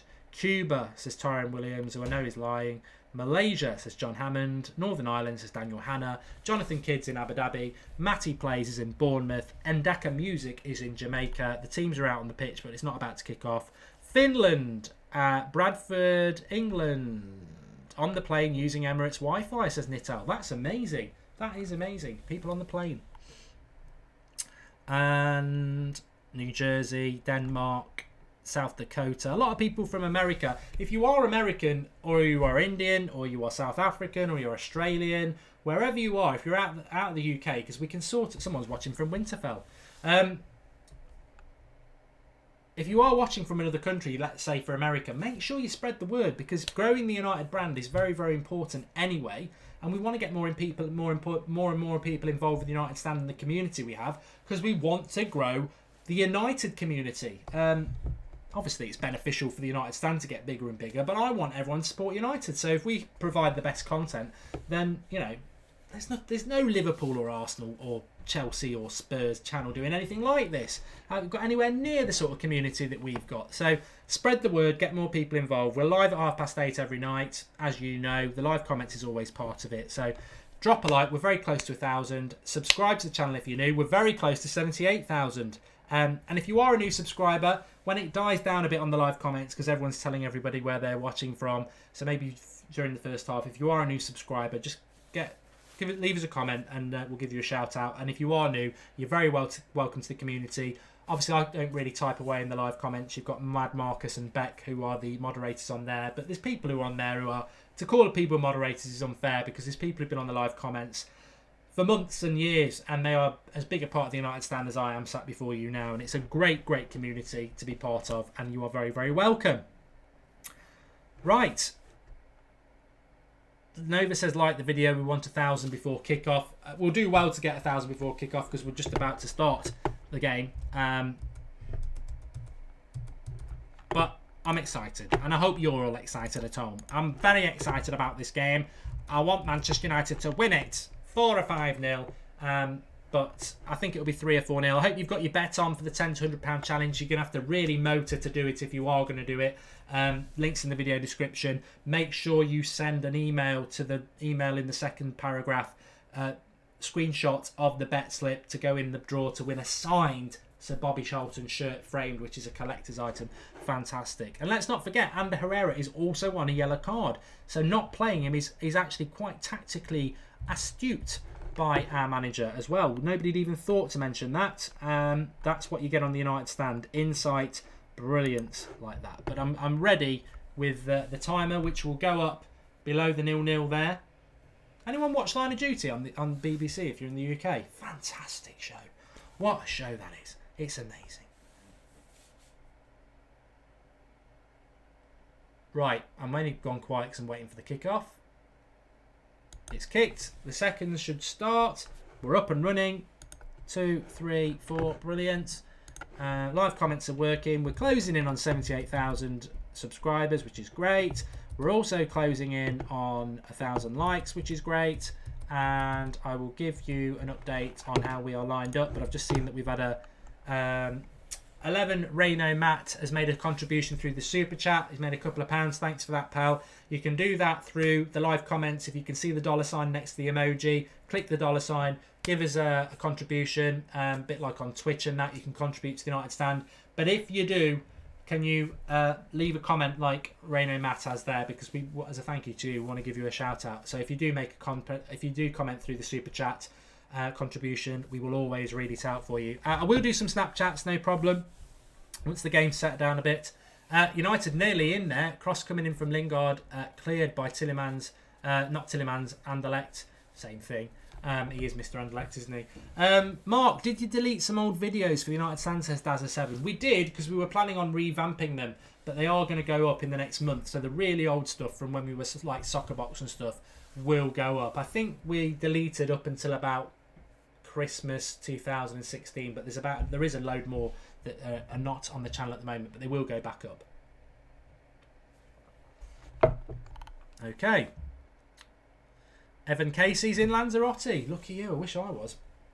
So, yeah, there's nothing amazing about the lineup. It is Pogba and Carrick anchor in the midfield. The fullbacks are pushing on in Valencia and Luke Shaw. Carrick sort of dropping in to take the ball off the back two of Rojo and Bailly. Rashford on the left, Zlatan up front, Mkhitaryan as a number 10, and Lingard tucking in from the right. So it is, yeah, no shocks. Not unhappy with the team either. It's been quite a fast start. Like I say, get this bet won. Manchester United to be winning at full time and at half time, and the £10 to £100 challenge will be up and running. But it's Anderlecht up and running at the moment on the attack. He's up against Valencia. Cross comes in, blocked by Rojo, and they're still on the attack. But a bit of intent by Anderlecht. I mean, currently Anderlecht are on the attack and they've got 5 players ahead of the ball. So I think Ross was spot on. Ooh, that was a decent shot as well. 30 yards out from their number 32. And you're sort of behind it on the camera, and it's rocketing towards the top corner. Really, really good effort. Really good effort. And it's dipping as well. Romero's got it covered, but it was a good shot. Really good. Dendonka. Really, really good effort. Caught it absolutely superbly. Really good. Really good. But Ross was spot on in the hour before the game. We were talking about how Anderlecht would approach this. They are getting men ahead. They're not sitting back, which I think is really, really good to see. Leave an open game.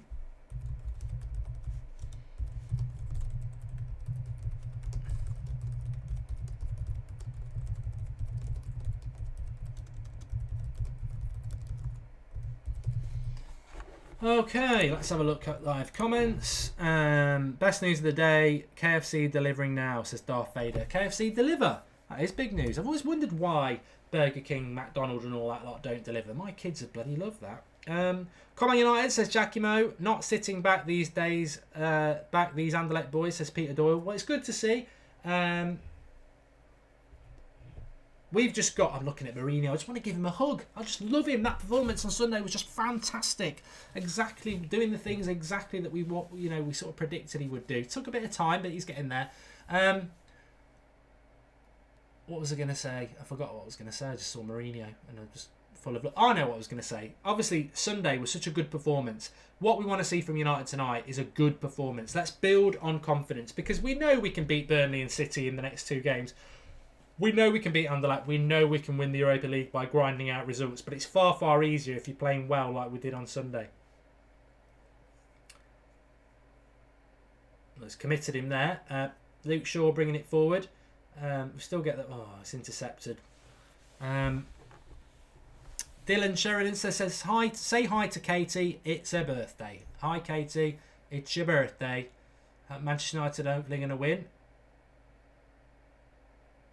But Mkhitaryan didn't play on Sunday, so he should be fresh. Same with Carrick. Same with Zlatan.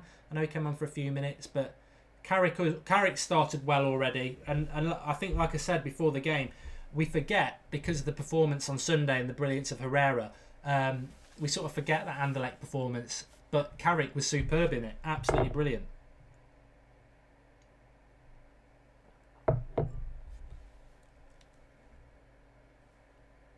Elite Mania says he's from Scotland. Don't worry, won't hold it against you.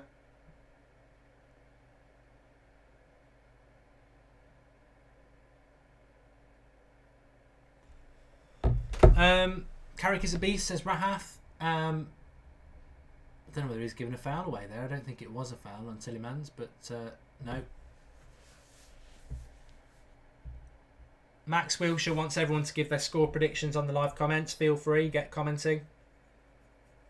I'll tell you what, I've got a real feeling, and I don't know whether it's because I'm just very positive about Manchester United at the moment, or it's because I was obviously at Old Trafford on Sunday, but I'm back doing a watch-along. I'm just so happy to be back doing the watch-along. I've got to be honest with you, I did really miss it. It was great to be at Old Trafford, and I will do it more now that I know that the watch-alongs can continue in my absence, but I love doing the watch-alongs. I think they're great. I just love the fact that as Manchester United fans all around the world, we're all in our different places around the world, watching Manchester United, but interacting together with other Manchester United fans. You know.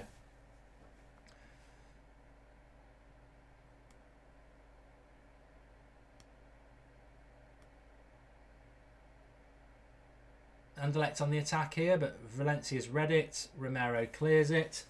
Interesting 7 minutes. Interesting 7 minutes. United, you know, I know what people are going to say. Well, I'm going to say it. This is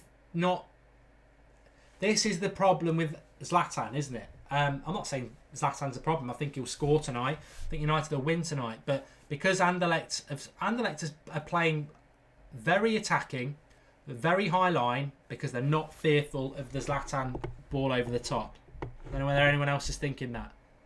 Still a lot of people confident United will win it 3-0, 3-1.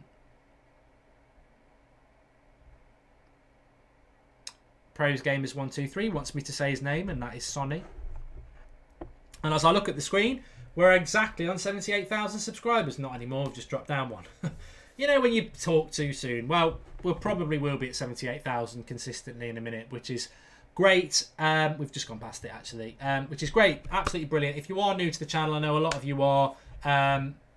You're very welcome. And 78,000 is a great achievement when we're live on a watch-along. It's always nice to hit the big targets when we're live doing the watch-along. So thanks to everybody for that. We're very close to 1,000 likes as well. All I ever say about subscribers, if you are new, get involved with the community on the live comments. It's a fantastic community.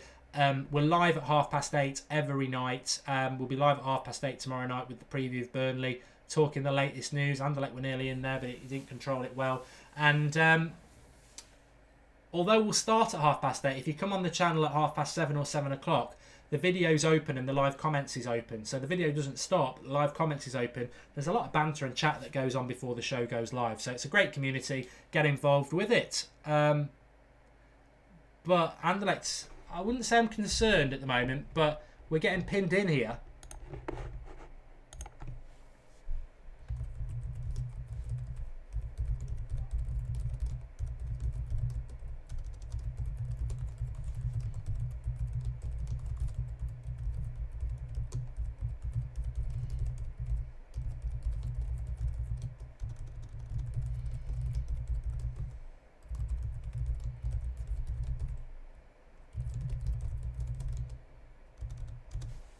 but they're playing a high line because they know that Zlatan hasn't got the pace to hurt them. But Rashford does. This could be 2. Oh, if he gets it across, Zlatan's going to tap in. Mkhitaryan. Yes! 1-0. Manchester United. Game over. Absolutely superb. We caught him on the break. And then we go and do it. Mkhitaryan. Not that clever. Not that clever from Anderlecht.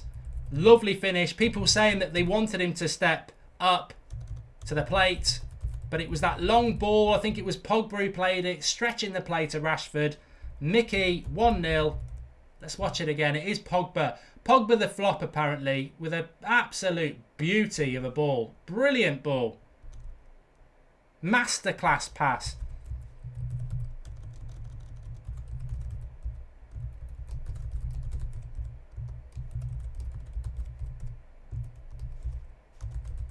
That pass by Pogba is just on another level.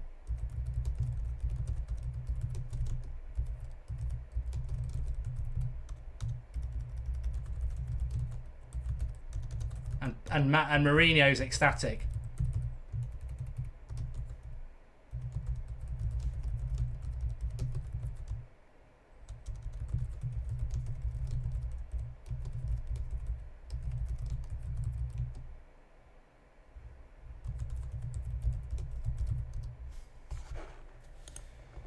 Well, there'll be a yellow card here as well. And to be honest, I did the bet. Somebody just said there, the bet.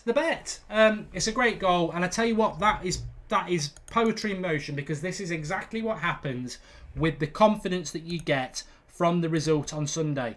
The ball, a bit like Herrera to set Rashford off to score against Chelsea, obviously, but this one, setting Rashford off, the pass is better than Herrera's by Pogba. Absolutely brilliant. And Manchester United lead the game 1-0. Let me just update the scorer for you. It's not Zlatan, it's Mickey.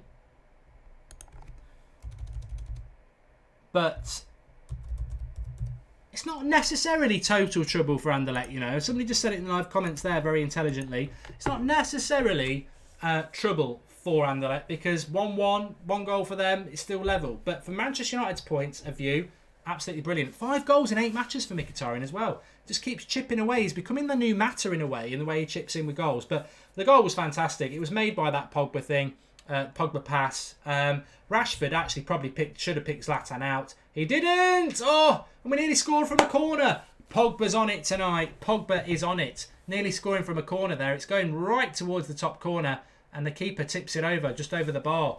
But Pogba's on it. He always seems to play better in Europe as well, doesn't he? But brilliant. This is it. Confidence is really, really important. Really, really important. Bay's on a yellow card as well. We don't want to miss him in the next one. Yanissin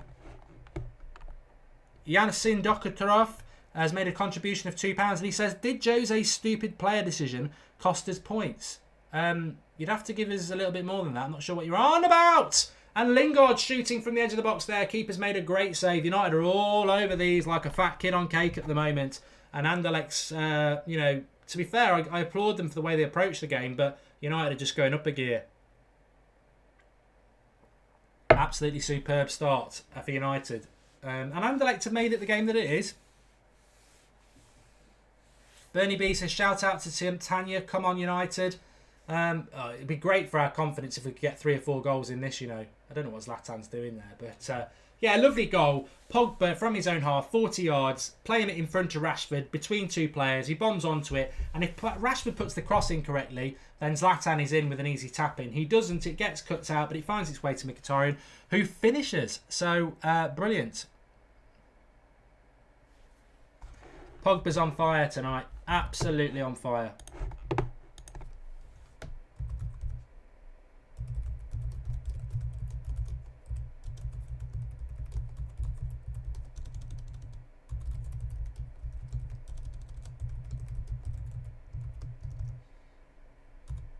But it's going to be a good game. I think Anderlecht will stay in this game for as long as possible. Because let's not forget, even if United get 2 goals, 1 goal for them, and it's squeaky bum time. So we've got to keep it going. Contributions missed, Mark, says Robert Taylor. Let me scan back. Didn't miss Yasan. Got that one.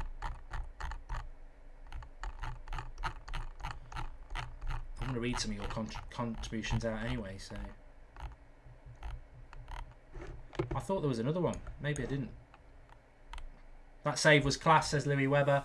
But 15 minutes gone, and it's been a good 15 minutes. And Craig McCullough Games HD has made a contribution as well. Thanks for that, Craig, through the super chat. And he says, bring on the banana, Jose. I think that's in reference to Rojo's banana. But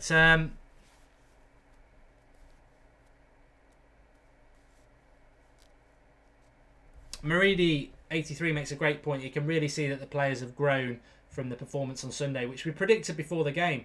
There's a lovely little ball out there from Mkhitaryan nearly. I thought he'd found Shaw, but it didn't quite have the legs. But United, I mean, you know what? When people are on form, does it surprise you that we can play quite well? With Carrick anchoring the midfield, Pogba bombing on, Mkhitaryan as a 10, Rashford and Lingard's pace on the left, Valencia and Shaw bombing on, Rojo and Based. I mean, this is a strong Manchester United team. You know, I don't really want to go down that Fellaini path again, but this is probably one of the reasons I don't really like Fellaini in our team, because he's slow and he moves the ball slow. And we're not doing that tonight. Good tackle by Rojo, but Anderlecht still on the attack. Oh, Romero's got it. Don't worry, don't worry. Tyrone, United are looking attacking. This is more like it.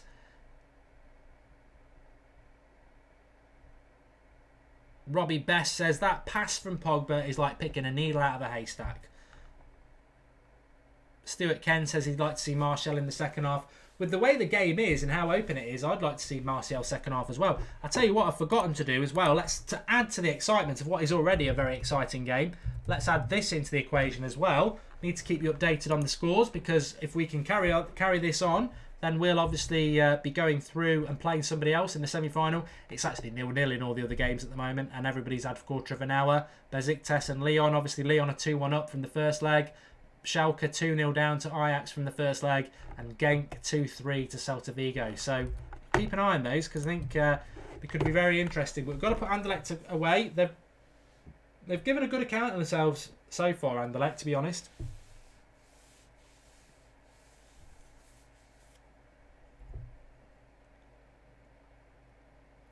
And Eagle says Manchester United are finding a new gear.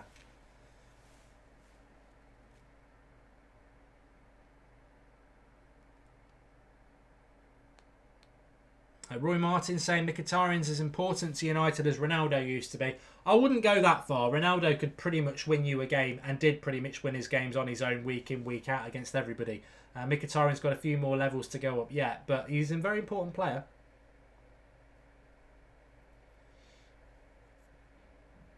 But everybody, I mean, even Lingard there, just come in and playing a 40-yard, not 40-yard, coming back, playing a 20-yard pass like he's got a blindfold on. Everybody just, you know, comfortable, confident, and that's what Sunday gives. And it makes it easier for people coming on the pitch, whether it is Rooney or Martial or whoever comes on the pitch later on, to come on into a situation like this, where everybody's buzzing.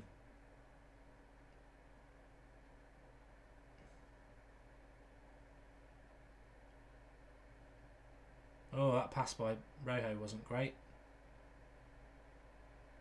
But we've won it back. There's two people on the floor here. They need to put that ball out. Oh, God, we don't want Rojo injured. Put the ball out. This is bad. If Rojo's done his knee, we're in all sorts of trouble here.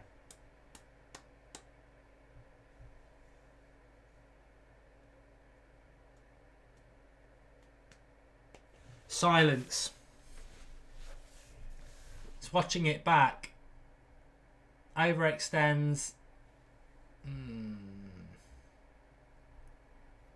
I think he'll be alright. No, I can't see that camera angle's crap because he's gone with the ball. He sort of goes down, but I don't think he...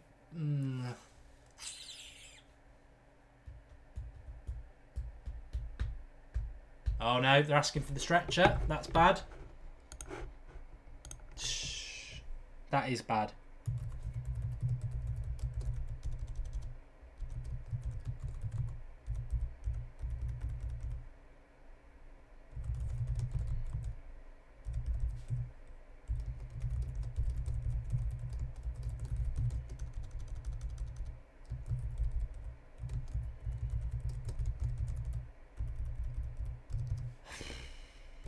Just when things are going well.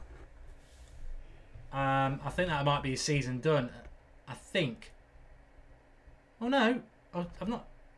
They definitely went like that. I don't know whether anybody else saw it. They definitely went like that. I think he's all right. I think he's all right. I think he's going to be all right. Yes. Go on, lad. I thought they were I thought he went like that. Correct me if I'm wrong. I'm sure I saw him doing that. Well, we can take a breath. We can take a breath there, because to lose him or Bailly would be catastrophic. I know Blind can play there, but he's not played there all year. I mean, when did Blind play centre back last? Chelsea in October. So I'm very happy. Hopefully, he can run it off.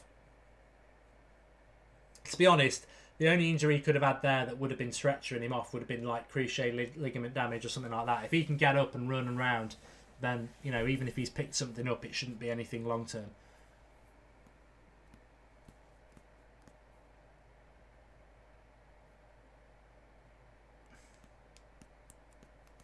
He's running okay, says Anthony Abderab. And who scored Manchester United's goal? If you look to my left, you can see Manchester United 1-0. And underneath Manchester United, it says Mickey. So it's Mkhitaryan. Oh, Bay's made a mistake here. Oh, just wide. Just wide. Big chance for Anderlecht. 1-on-1. Rojo and Bay getting into a bit of a bother there. I don't know whether Rojo might be carrying an injury after all.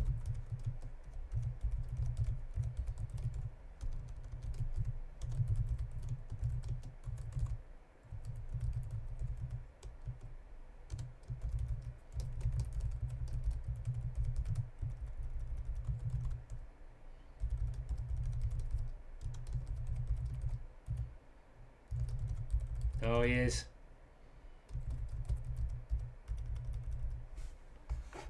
Oh, no.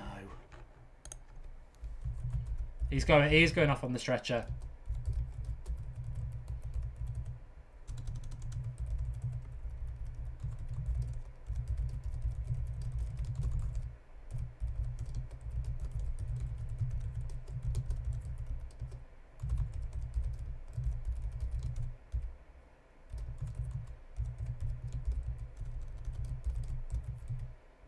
And to be honest, that chance that Anderlecht had, he sort of aggravated it by getting knocked down by Bay. That is sad. That is really bad news, because we are so light at the back. And if you've been watching the United stand, we've spoke about it over the year that, you know, it's such a big loss. It's such a big loss. But why were we in this season anyway, relying on people like Phil Jones? He was always going to get injured. The Smalling injury is disappointing. I just hope, you know, a lot of us were Daley Blind fans as a centre back last year. I don't think Mourinho's a big fan of his as a centre back. Maybe we could use Darmian there, but it's a big loss. I think the bigger loss is that maybe we can get through today's game, get somebody playing regularly with Bailly, and United on the attack here. I'm thinking through in my head. If Rojo's out for the season, Jones and Smalling are out for the season pretty much anyway. So you've got Daley Blind, Darmian. It just makes it hard. It makes it very hard to go for top four as well, because of Rojo's been fantastic. But Daley Blind is a pro, and he played very well in that position last year. So hopefully he can find that form again.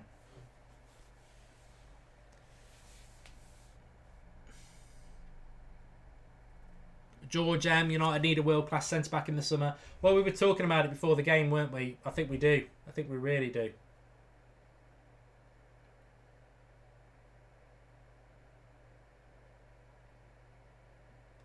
Of course, the problem is that Blend hasn't got the height. In fact, we're dropping Pogba back to sort of win the high ball. It's a blow. It's a blow. This happens in football.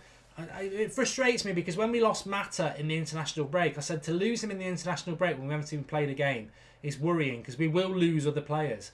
And they're dropping at an alarming rate, you know, one every couple of weeks. You know, who else are we going to lose? But you can only do with what you can do. MEFC Jonathan says Twansibi time. Fosu Menza says Omar. I don't know whether he... I don't know. I don't think he would. I think he would probably use Darmian before he'd use those as a centre-back. And Darmian did play well on Sunday. He might be capable as a centre-back. But it's a blow. Callum says Dybala, Griezmann or Aubameyang. We're not getting Dybala. No one's getting Dybala. He's just signed the new contract for Juventus. So no one's getting Dybala. So Griezmann or Aubameyang, I'd get both because I think they're both different players. Carrick can play centre-back as well, says Kings 44-4, which he can. Semi-final draw is midday tomorrow. Follow us on Twitter for that. At United Stand MUFC. And we'll be talking about it on the Friday night preview at 8:30. And Chad, I'd sort of agree with you saying Twansibi's not ready to be a starter yet. But we need to be very careful. Goodwin had a won by Blind there. It's sort of... The Rojo injury has sort of took the wind out of our sails a bit. And Anderlecht started the game quite well. Let's have a look what else is going on in the other games. No goals in any of the other games, which is interesting because Schalke are obviously 2-0 down to Ajax from the first leg. They're the home team. It's still 0-0 there. Besiktas are at the home team, but they're 2-1 down from the first leg to Lyon. Still 0-0 there. And Genk are 3-2 down from the first leg, and they're the home team against Celta Vigo.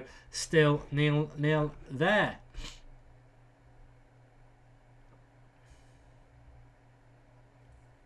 And there was a good chance for Anderlecht again here. Just wide that time. Romera's not had a chance to save this game so far, but Anderlecht have had chances. He was diving after that one as well.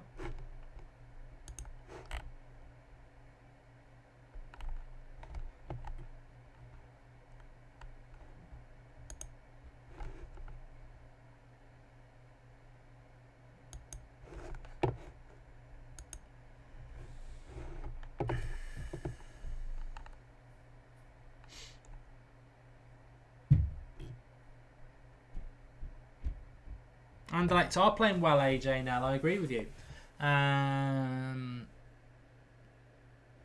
Somebody's mentioned Fellaini as a centre-back, to which Muradi, 83, has said he'd be an absolute nightmare. God, he would not be a good centre-back. He's got no pace. And he's like a bag of cement. No, he would not be a very good centre-back. As a centre-back, you've got to be quite agile.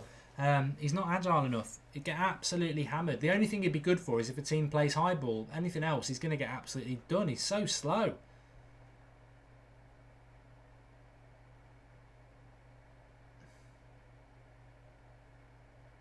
I'd say Anderlecht are probably the better team at the moment. Well, there's no probably about it. They are. There's a free kick here.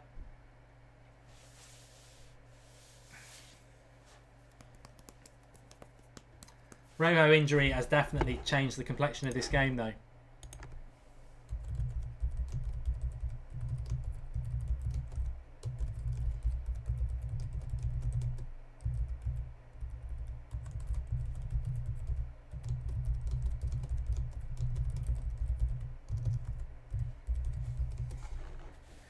Free kick for Anderlecht. I wonder if Tielemans will fancy it. I think he is behind it. What a way to announce yourself to the world.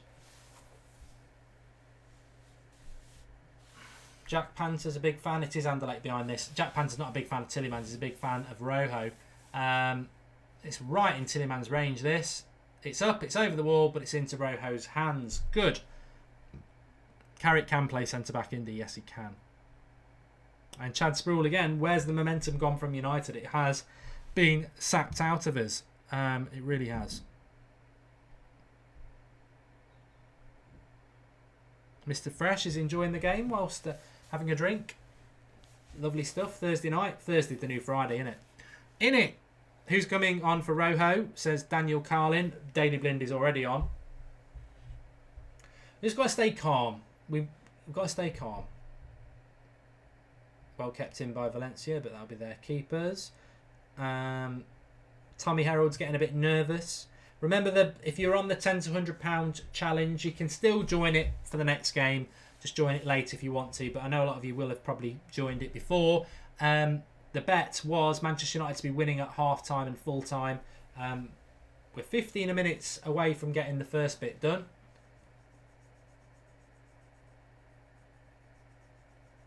An early goal. The thing is, though, I knew we'd score an early goal. I know we've always struggled to do that at Old Trafford this year, but I just felt the momentum of the Chelsea game would allow us to do it again, and it did.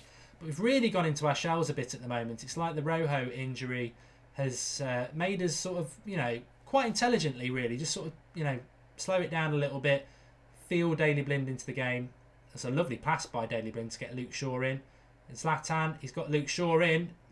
Cross comes in. Oh, it would have been a great goal. It was just behind Lingard. It was a good build-up there, and it came from Daley Blind. Daley Blind, I remember a lot of you really liked Daley Blind as a centre-back last season. His intelligent movement of the ball out the back. If he can find that sort of form next year. But it was a lovely ball to Shaw. 1-2 with Zlatan, and hopefully United can just step it up a little bit here. Is Rashford into Zlatan, he finds Mkhitaryan. Lingard, he probably should have looked to Rashford there. Lingard. I don't know. Who's on a yellow card for United? Good call. We've stepped it up a little bit there, though. That's better. That's what we can do. That's what we can do. That's what we want to see. More of that, please. I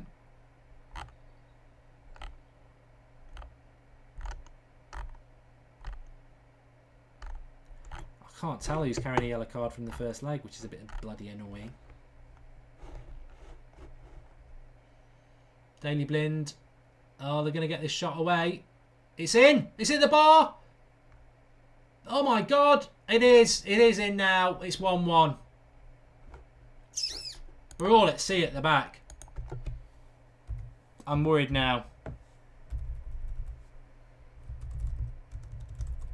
And it probably comes from Blind if I watch it again. The shot hits the bar. It deflects up onto the bar. Watching it back. It's a long ball over Luke Shaw. Luke Shaw's going to be in trouble for keeping him on. Luke Shaw's going to be in trouble for keeping on.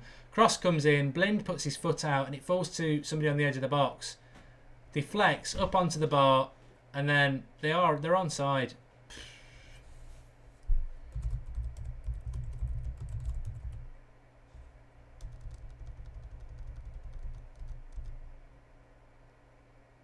Wow, it's the worst thing. We'd be better we'd obviously be better off if it was 0-0 because now it's level. It's level now. We're not through. The away goal means nothing. Come on, United.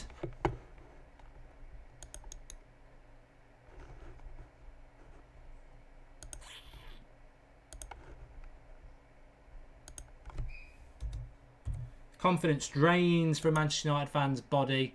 But Anderlecht have been very impressive. Oh, God, we can't afford to get knocked out. If we get knocked out, there's a long time left. He's got players he can bring on to change this game. People like Anthony Martial, people like Wayne Rooney.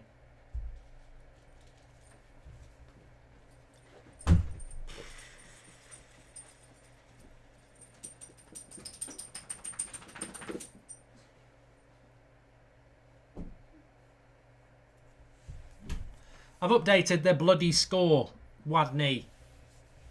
The bet says Rizzy, exclamation mark. Well, yeah. Mad Marcus says back to square one, don't panic. Unfortunately, the team just seems to have panicked. That Rojo injury just seems to have totally and utterly knocked us for 6. And it shouldn't do. We are in a very precarious position. Dan Butterworth's right. If Anderlecht get another goal, we need 2.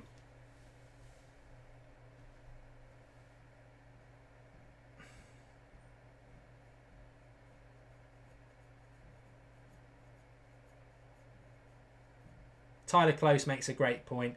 Need to go 2 up top. The lack of pace up front is killing us.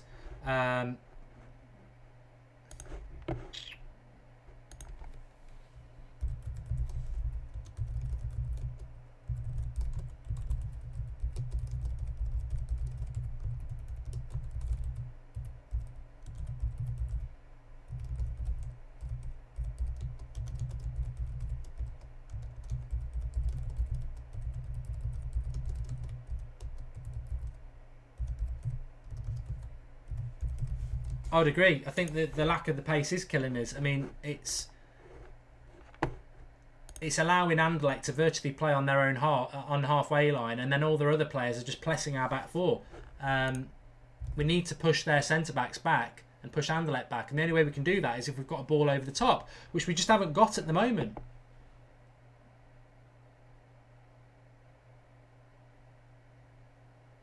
Well in, Lind, right, is Mkhitaryan on the break. They've got to use the pace on the break, but he's got nobody and loses the ball. They're pinning us in. They're absolutely pinning us in.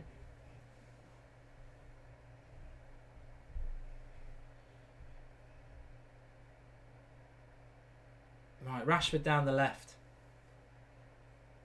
This game's made for Martial, really. Good run by Rashford. Ooh, shoots. Keeper saves, out for a corner. It was a ridiculous angle to shoot from, but he did shoot, and did he hit it with his left? Actually, he had the right back on toast and hit it quite well with his left.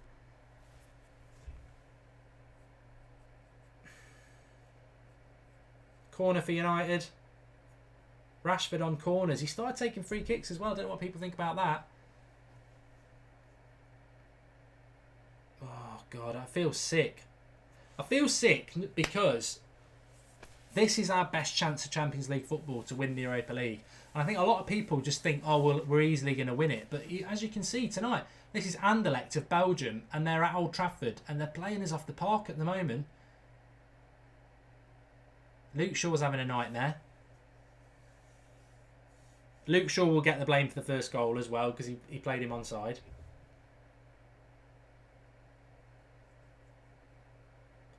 The only good thing is that Luke Shaw will probably have to play 90 minutes because we haven't got a left back to bring on.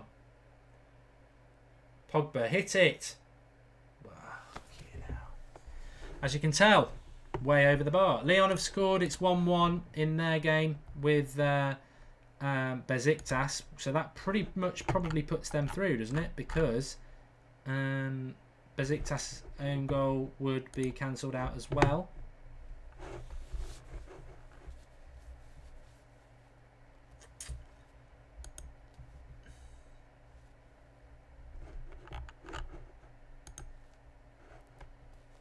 Yeah, it is 1-1 in that game between Lyon and Besiktas. But we're more on this game at the moment. Well won back by Mkhitaryan. And it goes out for a throw-in.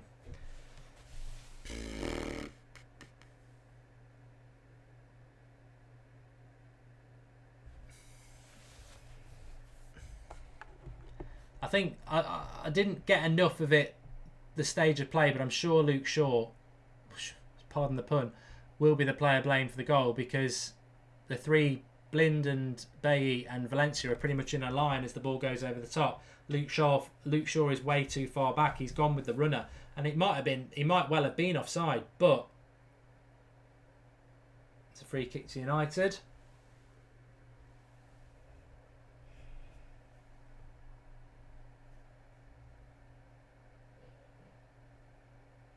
Ajax, it's 0-0 with Schalke at the moment. We'll keep you updated with that. We just took a free kick quickly, and it's offside as well, which is embarrassing from a free kick to do that.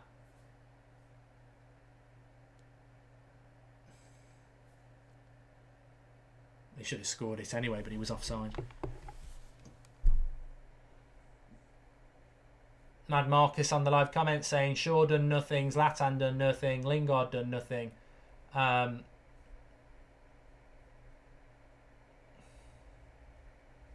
Unfortunately, it isn't rocket science. You know, if you go back to the way we played against Chelsea with Lingard and Rashford up front with the pace, we're a better side. Because here's Marcus Rashford. He's got to get rid of that.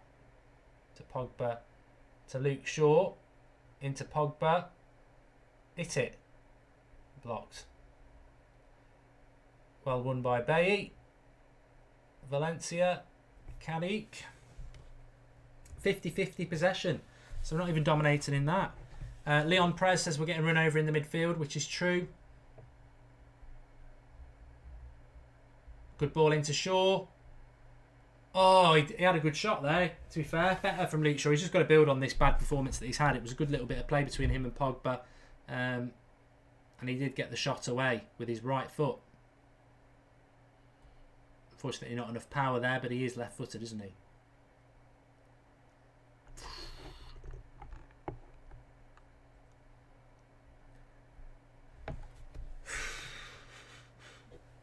Five minutes to half-time.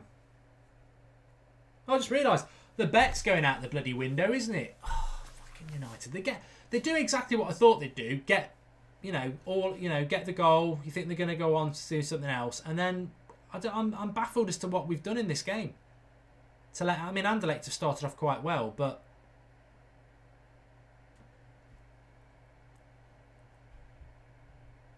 we are playing better now. To be fair, Johnny Blaze, you're right, but maybe Anderlecht have just taken a little bit of a breather.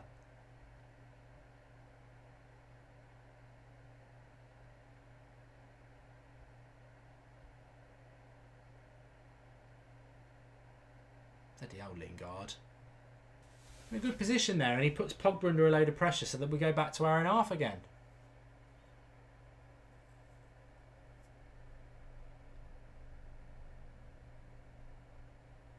See, Luke Shaw gets pressed there on the break.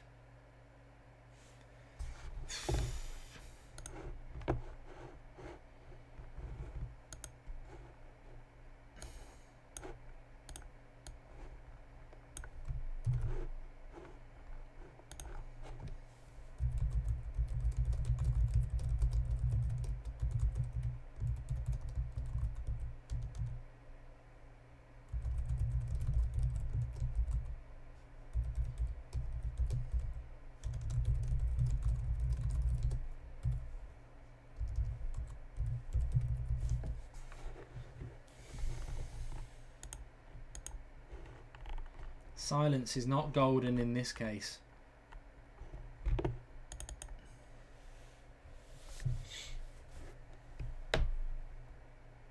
See, Zlatan's now playing in the bloody midfield. Valencia's cross. Oh, he can't wait for the ball there, Marcus. And now Anderlecht are away. Well done, Daley Blind. Out for a throw-in. Bloody hell. We need Herrera, says Shahida. He wouldn't have wanted to use Herrera today, but he might have to use Herrera today because the big problem is, I'll wait till half time to tell you because I think most of you bloody know anyway, but to be honest, if we can get into half time 1-1, it might not be such a bad thing because Anderlecht are buzzing around us at the moment. Right, there's a pass on there. Right, it's into Pogba's path. We're running out their back four. Mkhitaryan. Oh, take your time. Take your bloody time.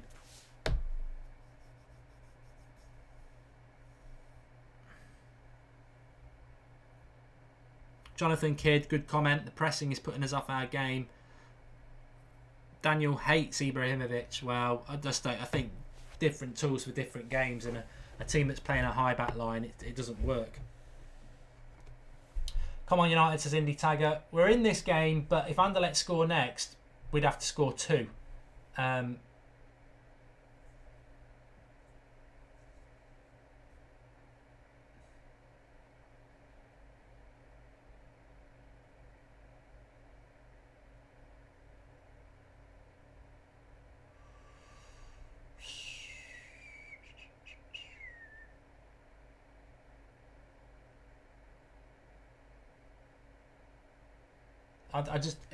I tell you what, it's my tagline for half time. Change it, Jose, or we're going to go out, because we cannot risk this. Whether we score again next or not, I think Anderlecht will just fancy a goal. Here's Carrick, he's done well. Oh.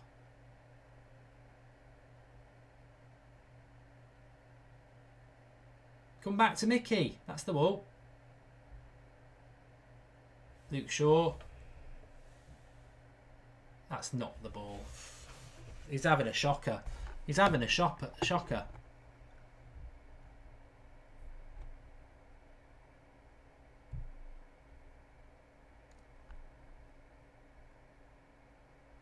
absolute shocker.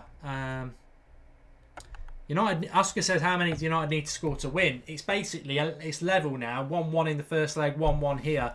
The advantage is with Anderlecht. If it stays like this, it goes to extra time. If Anderlecht score, we can't draw. We've got to win the game. So United have got to basically win this game. And Mourinho will be stunned, really, because it's like we have such a good performance against Chelsea. You'd expect us to come and put these away, and we really haven't. And we cannot afford to go out of this tournament. We will not. I don't think we can get top 4.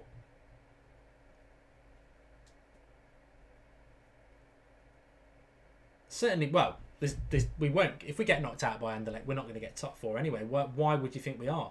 Still 2 minutes of this first half left, but it's actually Anderlecht on the attack here. Okay, now.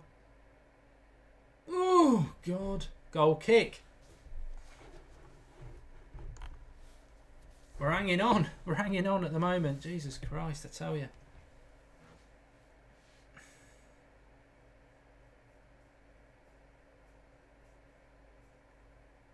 Like I say, if we get to half time at 1-1, it probably isn't a bad thing, because Anderlecht, on the balance of play, they are the team in the ascendancy.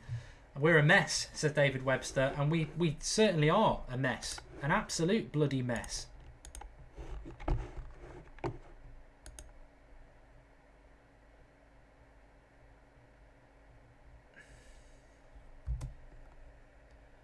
God, Mkhitaryan there. All he's got to do is control it. He controls it into a bloody Anderlecht player.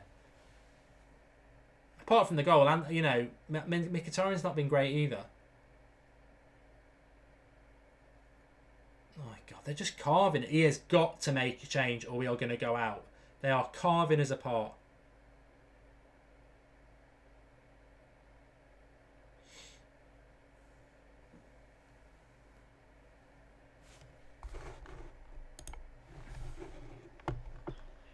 Yeah, Mark. Right, yeah. Can you hear me? Yeah, can do, yeah. Yeah, right, nice one. Oh, nightmare. Absolute nightmare. Do you want me to give me our reaction, or shall I wait a few minutes? We're still going at the moment. Yeah, I'm a bit behind. I don't know if that's like a problem in terms of coming on for like the second half. Well, but we'll see how it goes. We'll see how it goes. Yeah. I think he's about to blow up for half time. He has done. So, I mean, my thoughts are, people, I don't know what you're thinking at home, is Mourinho has got to change it. If he doesn't change it, we are shockingly going to go out the Europa League. And I stand by everything I said before the game. Anderlecht was celebrating on the pitch that they got a draw against us last week. They've come to Old Trafford. They are well and truly on top. Their tactics are sublime. If we want to give Mourinho brilliance for his tactics on Sunday against Chelsea, and they were brilliant, Anderlecht's tactics tonight have been superb. Why is it going wrong? For the age-old reason that we know this problem. It's not as simple to say, let's sell Zlatan, let's not play Zlatan. Because when we played West Brom at home a few weeks ago and West Brom just parked the bus, Zlatan was perfect. But tonight, a lot of people thought Anderlecht would park the bus. I wish they bloody had, because Zlatan would be useful. They've not parked the bus. They've done the thing that Bournemouth did a few weeks ago. They played a very high line because they've got no fear of Zlatan's pace. So they're playing a high line as a centre-back pairing, which means the rest of their midfield and their attack is pressing us so high up the pitch.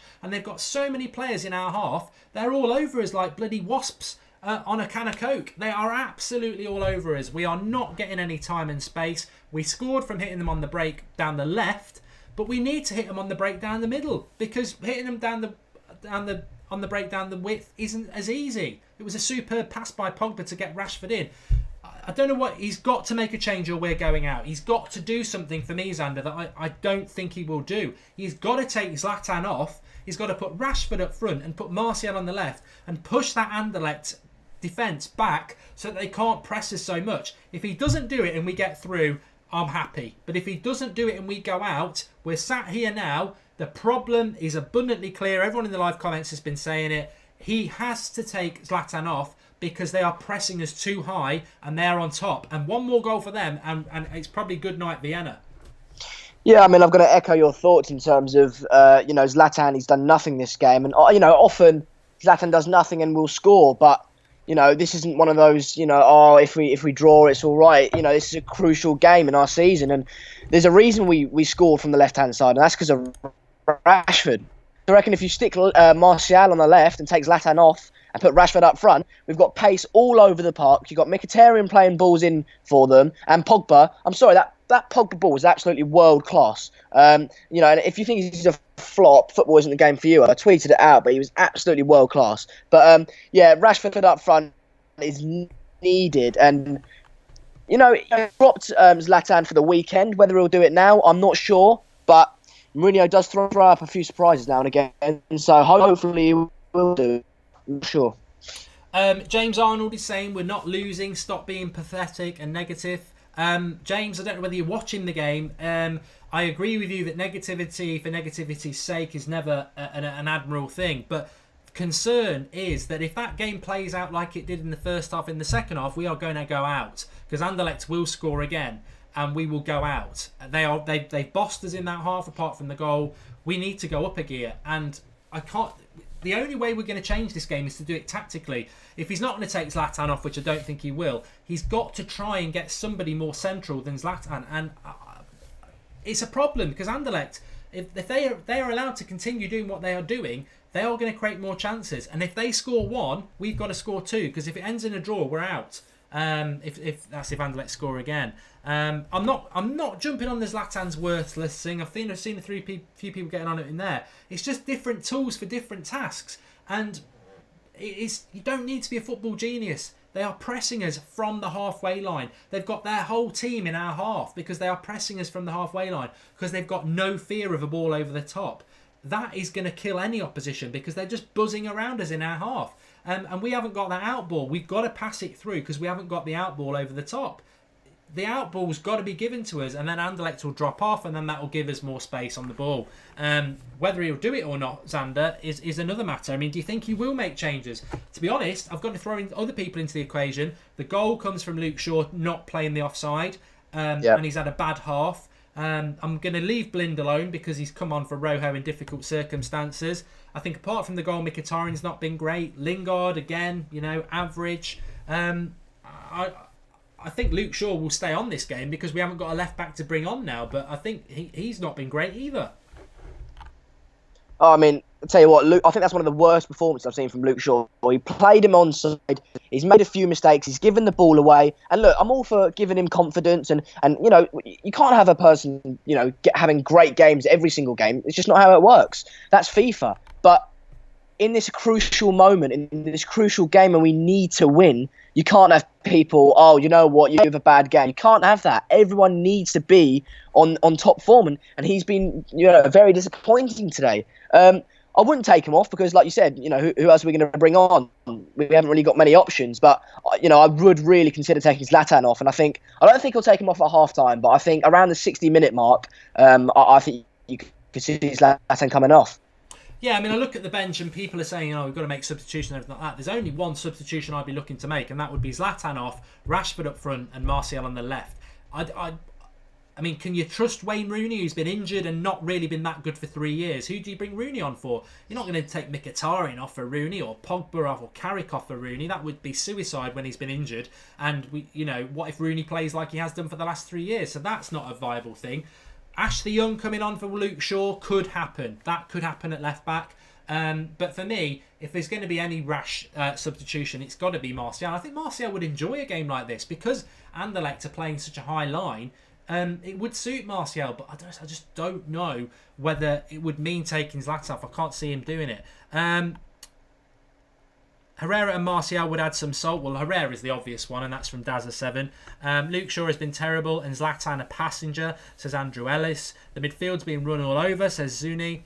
Shaw played them onside, says Fox in the box, which he did. I thought there was a hint of offside about it anyway, but the fact that Luke Shaw went with the man, he would have been miles offside if he'd just held the line like the back three did. We'll keep an eye on for that one because I do want to see it again. John Morris says we need Herrera's intensity in the midfield. I think that substitution in itself could be a quite useful one, Herrera, because it just bring that leadership that we had on Chelsea really in the midfield. For Carrick. I mean, I don't think Carrick's had a bad half, but I think just to get well, my point is, I think Carrick's played really well. I wouldn't probably take him off, but Herrera would take us up a level, and it would have been nice to rest Herrera tonight, but I don't think we're going to get top 4. So if we blow tonight, we're out. So we've got, make the changes, get this game won. Yeah, put all loyalties and egos aside and make the change that's going to win the game. And just quickly on Rooney, I think if he is going to come on, I think he'll take Lingard off for Rooney, stick Rashford on the right, and have Rooney play on the left, as we've seen him play there before. But the problem is with bringing Martial on for Zlatan and sticking Rashford up front is Anderlecht might have expected that, and they might then sit back, in which case Rashford isn't useful anymore. I don't know if they will do that, because of course they need a goal as well. But there is that fear that you take Zlatan off, they then go and sit back and look to hit you on the counter, and then you're stuck with Rashford up front with no real kind of game plan. So that is a big fear. But yeah. They've not shown the goal we conceded yet. I just do want to confirm that it probably was down to Luke Shaw. The Rojo injury is shockingly. We need to talk about that. These things happen in games of football, and we didn't need it to happen. Let's be totally honest. This is it. Like, you can.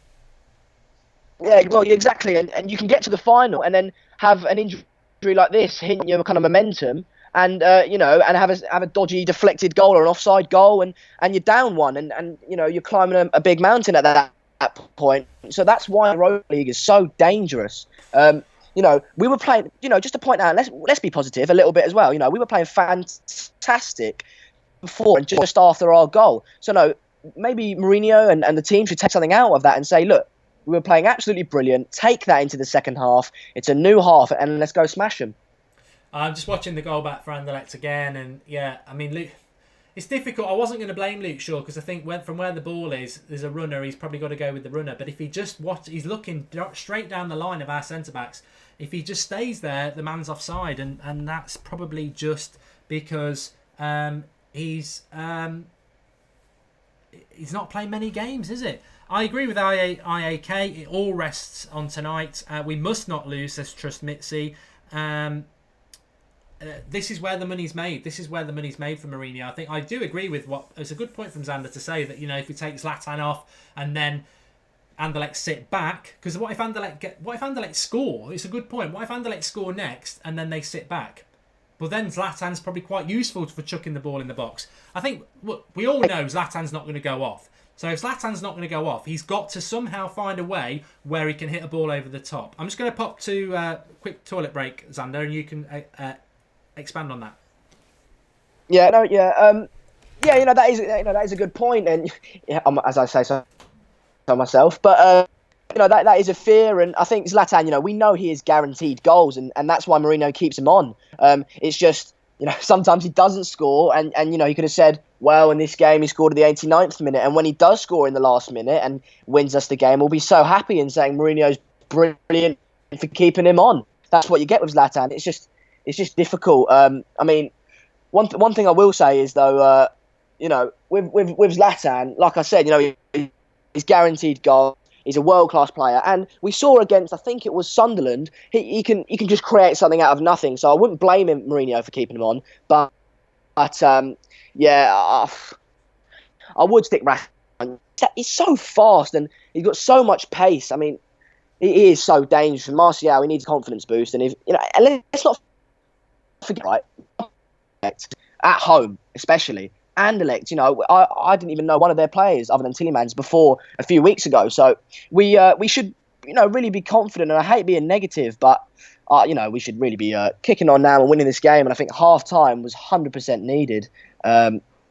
Just seeing the goals back now. Like I said, I thought Luke Shaw was absolutely dreadful today. I just thought. I love him. He's English. He's a offensive. After today's performance, don't blame Mourinho for constantly criticising him anyway. Is that Mark coming back? Richard Duff said Zlatan is too slow and can't run anymore. Need to put Rashford and Lingard up front now. That's a good shout, actually. I don't know if you're there, Mark, but Rashford and Lingard both up front together. We saw that against Chelsea. Worked superbly. So if you're there, I don't know what you think on that. We saw that against Chelsea, didn't we? I was just thinking there while I was out at the toilet. I was just thinking, we can't lose this game. The season's over if we don't win this game. And I know people would say, well, it's not over because we can still get top four. But I think top four is a ridiculously hard challenge. Whereas this is Anderlecht at home, and the players we've got, the manager we've got, the support we've got, the intimidating atmosphere that Old Trafford can be. If we can't get home from 45 minutes away from being in a Europa League semi-final, and I do think there'll be issues to resolve after the game, certainly. But for now, we've just got to get through this game. As Eagle said, speed is the key. We've got to get through. We should have ended it in the first leg. I mean, that, shoulda, woulda, coulda. Fellaini was at fault for the goal in the first leg. We should have won that 1-0. But Anderlecht probably still would have approached this game the same way, and we still would have been pressed into our own half because we've got Zlatan and no pace up front.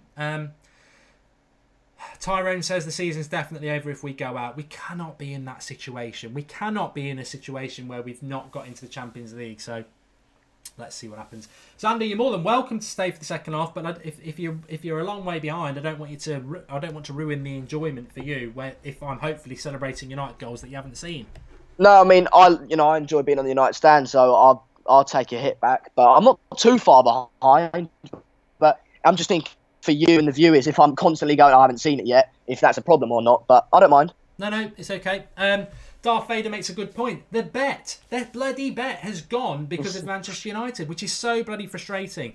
We're going to have to sort out something to redeem ourselves for the Burnley game. But you can't trust United this year, can you? That's the problem. You can't trust United. I said we'd beat Chelsea at the weekend. No one believed me. And we did.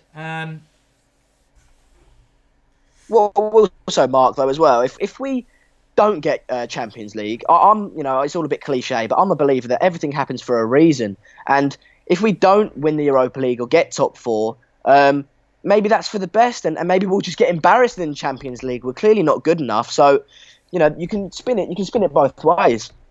Very good comment here from Richie CR, who's contributed through the super chat. He says Zlatan at 10, Mickey to the left, Rashford up front, which is a good idea because it keeps Zlatan on, which we know is going to happen, and you get pace up front.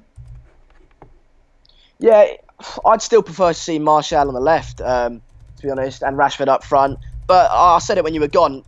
The thing is, Zlatan is guaranteed goals essentially, and you can always rely on him to get you a goal now, every game. So that is why, and I understand why Mourinho keeps him on. It's just so frustrating because all the joy we've had is through Rashford and through pace. And there's been times I think when Mkhitaryan was on the counter and he looked to his left and he saw Zlatan, and he turned around and the counter attack stopped, and we were in then. If that was Rashford, that was 80% goal. So that is where the problem lies. Kick-off, second half. Fasten your seatbelts, folks. This 45 minutes defines our season.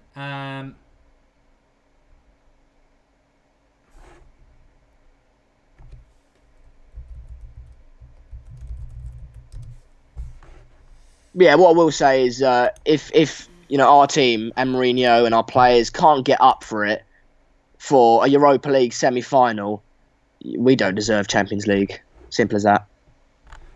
We've not. There's no change in relation to substitutions, which I think we more or less predicted there wouldn't be. But there is also doesn't seem to be any change in the lineup either. We've still got Rashford on the left. We've still got Zlatan up as number 10. I hope if we're not going to make the change, I hope Anderlecht are going to just sit back a bit, because if they press us again, we're in trouble. Yeah, but you say that, but we've got Zlatan on, so if they sit back, then that might play into our own hands. But if it stays 1-1, somebody just asked in the live comments, it goes to extra time, and away goals only come into play if obviously Anderlecht score again, because they'd have 2 away goals and we'd only have 1. Luke Shaw, he earns a corner. I'm tempted to say we never score from corners, but Pogba very nearly did in the first half, so hopefully we can do it again. Any old goal will do at the moment, but we're in that same position again, that even if we do, well, let's score first. I don't want to talk about the negative of ifs, whys and buts. If we've got to score first. Rashford with the corner. Yeah. What do you think of Rashford on free kicks and calls, Mark? I don't know. Apparently Mourinho did explain why he was doing it, but I didn't read the article because it was in the Mirror. But apparently Mourinho has said why he did it. Oh God! I think he's been quite poor recently. Again, trying to play offside, and Valencia blocks it. I don't know what we're doing. I thought that should have been offside then. It's clearly not offside. Blind's playing him on. It's a good job Valencia's... I mean, it's Anderlecht again with another good chance. Yeah, We've been so poor for the majority of the game. I don't understand after such a good performance against Chelsea. I don't know how you can drop off that so quickly. Well, there are key changes in personnel. I mean, it's a different formation. There's no Herrera. Romero. But still, you're playing for Manchester United at home in a European game. I mean, surely you should be able to get up for it and show some fight. I mean, we seem so lacklustre.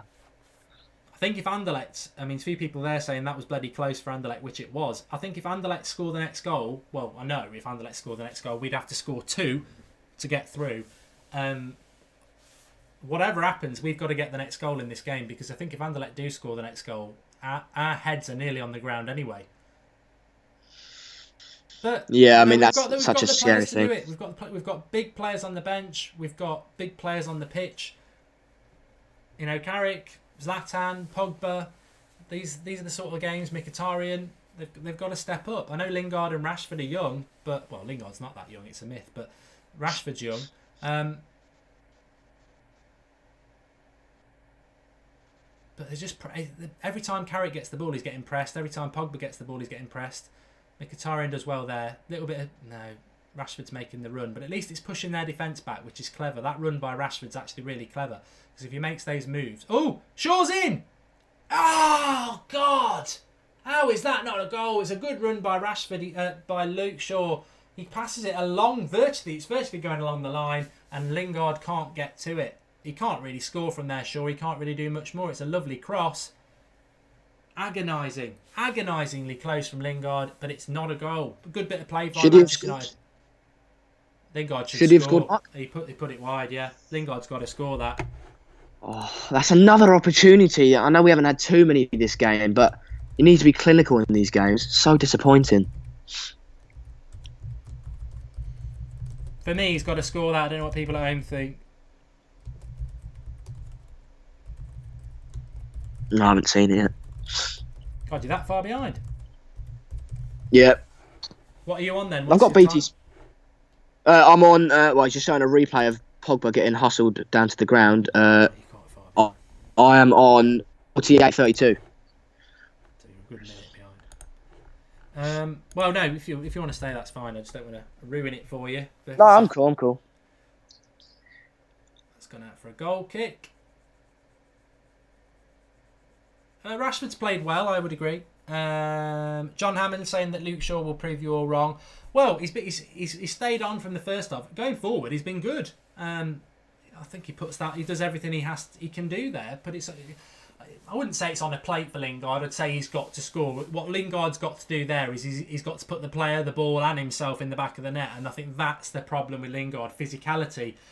That's what putting the ball in the back of the net's about. Sometimes it's not about making a clean connection or anything like that. I mean, Gary Lineker was absolutely brilliant at it. It didn't, arse, dick, whatever. He put it in the back of the net, and Lingard's got to just put everything in the back of the net there, and then the ball's in the back of the net. Yeah, I agree. I've just seen it. I agree with you, but to be fair, Shaw's fizzed that across the box, and it's not. I don't think Lingard's ducked out of it as much as I think you think. I think he's just. It's gone too fast from across the box, but it's so agonising, isn't it, those ones, when it just flashes across the box. Connor Campbell's made a good point. I'd have to watch it again. He says the goal actually wasn't Shaw's fault. It was Pogba's for not staying on his man, which, we did get... Blin did have a 2-on-1 situation, and I can't see that would have been Bay's fault, and it certainly wasn't Shaw's man. So somebody did let their man go, so maybe there's something in that. Rashford's getting a lot of love on the live comments. Deserved as well. He's been absolutely fabulous. He's been everything's come from him so far. That pass into Shaw, that Shaw fizzed across the box was from Rashford. The goal was from Rashford, and he's been our main man. I think a I don't think it's about Zlatan being crap or anything like that. I just think he's redundant. I just think this game, he's redundant in it because it's way too quick, and it just doesn't suit the player that Zlatan is. No, I'd agree with you. It's just too quick for him. Pogba hit the bar again. I mean, I know he should be. Oh well, to be fair, it was the keeper saved it, but it's just next season he'll be putting those in the back of the net. I'm sure of it. You see, Rooney's warming up there, and it might not just be Rooney. It might just be the cameras just focusing on Rooney, because I noticed that on the weekend that everybody's pretty much warming up. It's just who the cameras show. But here's Rashford down the left. He's gone off. I would be. How many times this season have we brought Rooney on at around 70 minutes, and the momentum of anything we've got disappears? If Rooney can come on and make a difference, great. But I just don't know. I don't know. I mean, I think it's got to be Martial. Yeah, I agree. But that Stoke game, I know it was only one game and it was only a draw, but he has proved that he can do it. He's just not on a regular basis. But yeah, it's got to be Martial for me as well.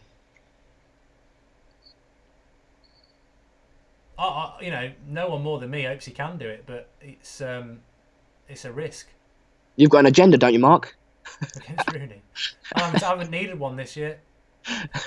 He hardly played. But no, I just don't think that, Rooney's not quick anyway. I think that what we need in this game is some more pace. But let's stay positive. It's only half time. Well,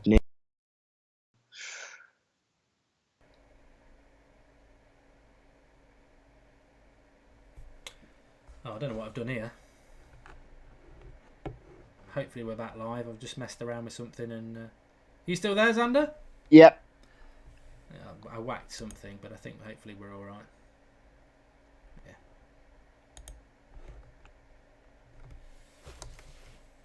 I can try and check it. It might. Jerry Collins, of course you can have a shout out, pal.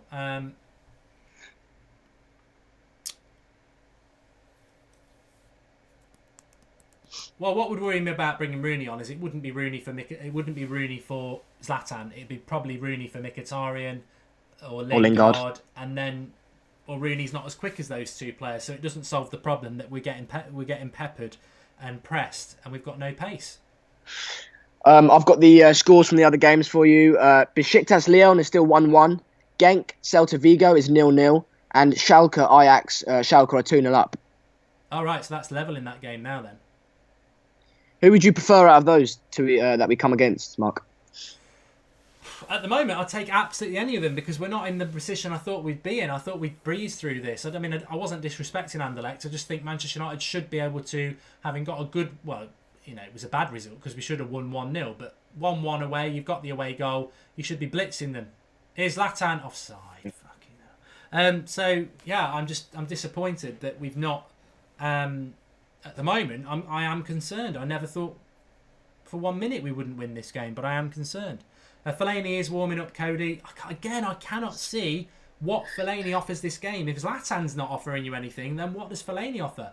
I can't see Fellaini coming on this game. And that not because I'm not a Fellaini fan. This is furthest from a game suitable for Fellaini than you can get. If Zlatan can't deal with it, then Fellaini's not going to do you any good because he's slower. Marcus wants Fellaini on, so there you go.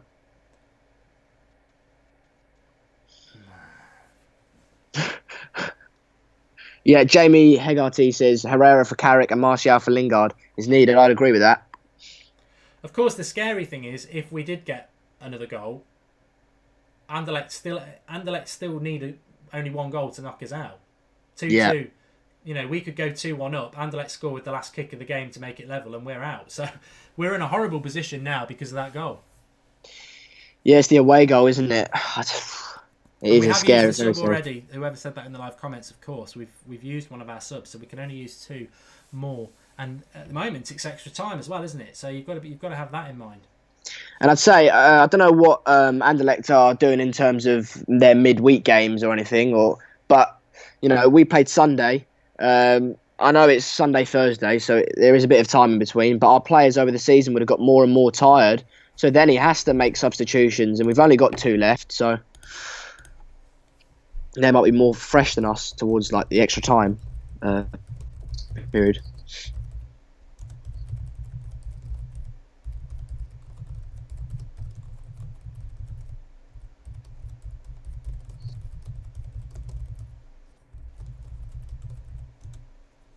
Indy Tagger hates the away goal rule. Mark, do you think that should still be a current thing, or do you think it should be taken out of the game? Oh my God, Fellaini's coming on. Oh no. I cannot believe it. I cannot believe he's bringing Fellaini on. No. That's the worst substitution you can make in this situation.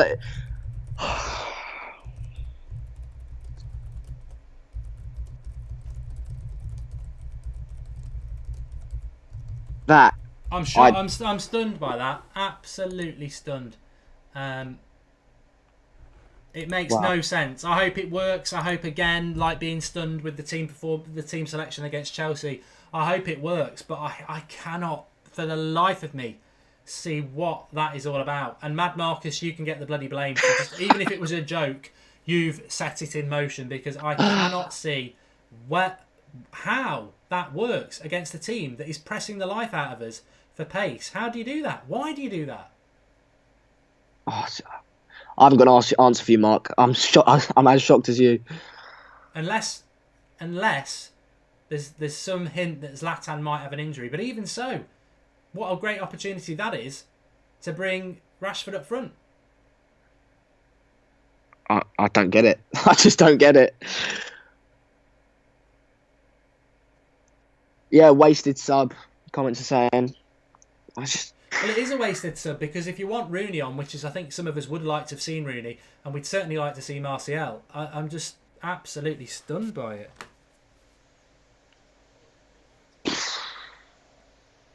Well, I was positive before, but now it's an uphill battle, I think, with Fellaini on. It's Lingard going off. That's pace as well. Pace off. That's awful. That's dreadful. Tell you what, Mourinho's obsession for Fellaini, I reckon you can start setting that as your match reaction. I hope he does score Alex Preston. I really do. I reckon it's going to cost us, Mark. I know I don't want to be negative, but we've seen it happen so many times before.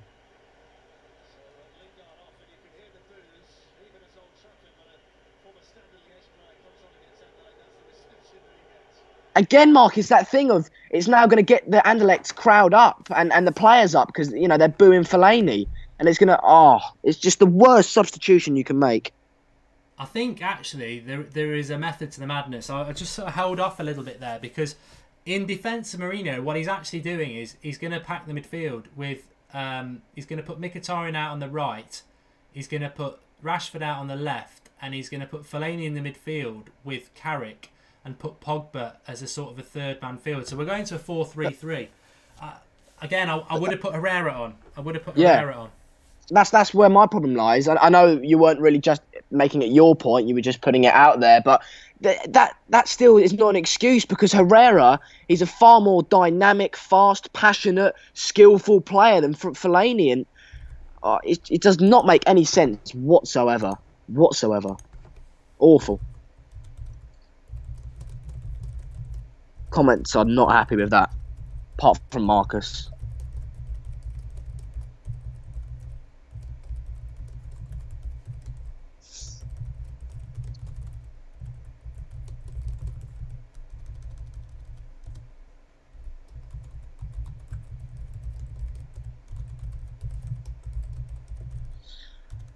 Well, we've only got one sub left now, and we're going to leave one. Well, we're going to leave two of Rooney, Martial, and Rooney on the Rooney, Martial, and Herrera on the bench, because we can only bring one on.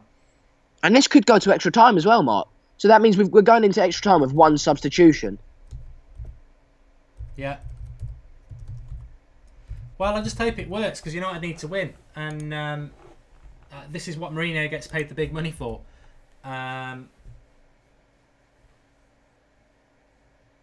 Pogba's into the box.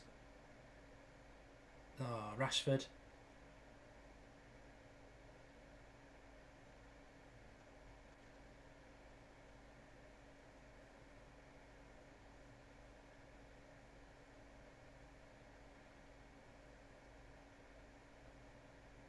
Oh, Fellaini nearly got up there. Rashford on the volley. Oh, for fuck's sake. Oh dear. Is it a corner? It's gone out for a corner as well. I thought he blasted it into orbit and it actually was blocked. So I think what we're trying to do, and maybe the game has changed a little bit, is we're trying to put balls into the box and use the height of Fellaini and Zlatan. At least he's getting Mkhitaryan on. Fellaini into the goalkeeper's arms because Fellaini's actually not that good in the air. That's a myth. It's an absolute myth. Mark, the idea that we're going to put balls into the box for Fellaini and Zlatan is just the worst thing. That's not how Man United should play at home against Anderlecht. We should be blitzing them with pace, with wingers, with fast strikers. Lumping it into the box for Fellaini and Zlatan is just not the way we should be playing at all. It's so disappointing. Well, Anderlecht are now making a double substitution, so they'll only have one left as well.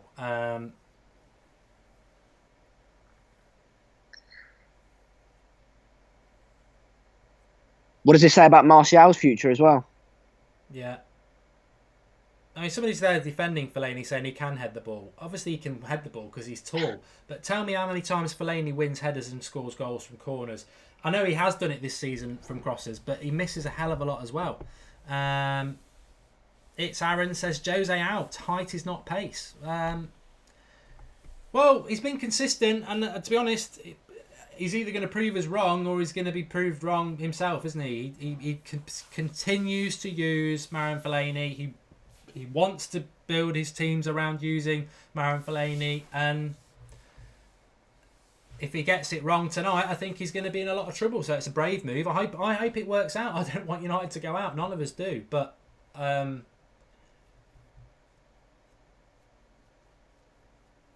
he has a Fellaini obsession. It's not even a joke. I can't be any more than what I've said about it. I don't want Fellaini at our club. I don't like the way... Even if we get through, it's not going to be through the way I want to see Manchester United playing. But at the end of the day, I just want us to win. And the game has changed a little bit. I think we were a bit lightweight in the midfield. Because our midfield three, let's be honest, was Carrick, Pogba and Mkhitaryan. And our midfield three now is Pogba, Carrick and Fellaini, who are all specialists. They're midfielders in the loose sense of the word. This opens up for Rashford. Oh, come on. Come on. He puts it wide. He's outside the edge of the box when he shoots anyway, but he's got to hit the target from there. But the way things stand at the moment, United actually are in the ascendancy. Yeah, well, with the point of, changing Mkhitaryan from the midfield and putting Fellaini in and putting Mkhitaryan out wide, there's one key thing there, and that's we've lost pace. And that's all we need in this game. It's what we need in any game, I think. I know West Brom, you could put balls into the box and things, but the way, United should be playing is with pace and attacking wingers, and Fellaini doesn't bring that whatsoever. Well, I know he's a midfielder, but it's just that pace and that dynamism that just lacks.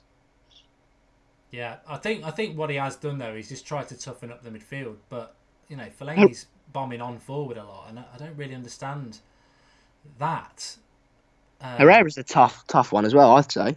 Yeah, I think that is the risk, isn't it? Because he has had the option of playing Herrera. He could have brought Herrera on. And I think it's a wasted substitution, but I just hope it's the right substitution. I'm just shocked. The fans booing every time Fellaini gets the ball. It's not Manchester United fans, by the way. It's Anderlecht fans because he played for Standard Liège. It's why they booed him at the last week. And that was a mad substitution as well because Fellaini cost us the draw, cost us the win, and we got their crowd up by bringing on a player that they hate. That was an odd substitution in itself. He's always an obsessive Herrera's substitution. dictating the play from the touchline here. He may as well be on the bloody pitch. I mean, just madness, absolute madness. Yeah.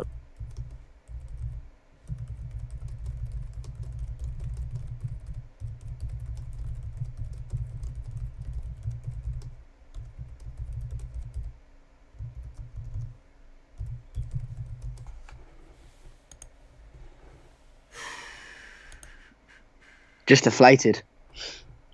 Well, Just deflated. I'm not deflated because I just think if we can win, I'll be ecstatic. But I know what you mean, but I'm always looking slight. I know we need to get the result now, and we'll take a win, off Fellaini's arse. But it's that Fellaini obsession again. It's looking forward as well in terms of looking to the future. He's sticking with him. He's not realising the mistakes he's made, and it's so frustrating to see it over and over again. yeah, I mean, I find it a bit odd because Anderlecht are a skillful side, and they're a quick side, and they're a small side. All of which things that, through no fault of his own, Fellaini's not adequate to deal with.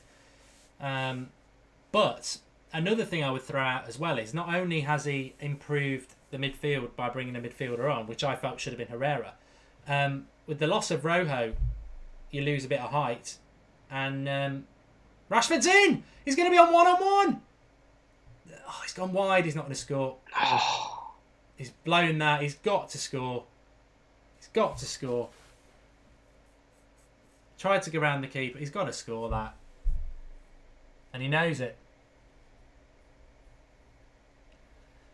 That's that lack of, that's that clinical edge. Rashford will start getting a load of criticism now, despite having scored a cracking goal against the league leaders on Sunday. So I don't give Rashford criticism and start saying Trashford or he's just another Welbeck, because that's nonsense. He's got to score. He had a half decent chance outside the box, which he shot wide. He's got to put that chance away. It's 1-on-1. Crosses into the box. We are on top at the moment. I tell you what, we've got Anderlecht on the ropes. Maybe Anderlecht are tiring. Premier League to the Belgian league, we will be a lot fitter, and hopefully that's a good sign. Fitness could come into this, and I really hope I'm wrong. I really hope Fellaini does score. By the way. Yeah, exactly. I would love nothing more than to be proved wrong. But now they're on the break, Anderlecht. Luke Shaw's got to go with his man here. That's a corner. I've just seen that Rashford chance. He should be putting that away, and that is why we can't be relying on him as our number one striker next season. He's got great potential, but he's still got developing to do, and he's not to really be relied on at the moment. He had the chance, and he decided to go around him. Yeah. To be fair to him, he has done that before many times, and it has worked. It's just he's not clinical enough. Not yet, anyway. Yeah, I'm seeing people in the comments saying Trashford. That's ridiculous. Like, I know you're entitled to your opinion and everything, but just chill out. He's got great potential. Yeah, just we can all see it. I think he's been one of our best players today. I know he's put a few chances wide, but I think he's been the danger all game. Yeah. Fellaini alive in late. Zlatan! He wasn't even offside. Well, Zlatan's just missed the sitter. Zlatan has got to score that. You'll see it coming up for yourselves now.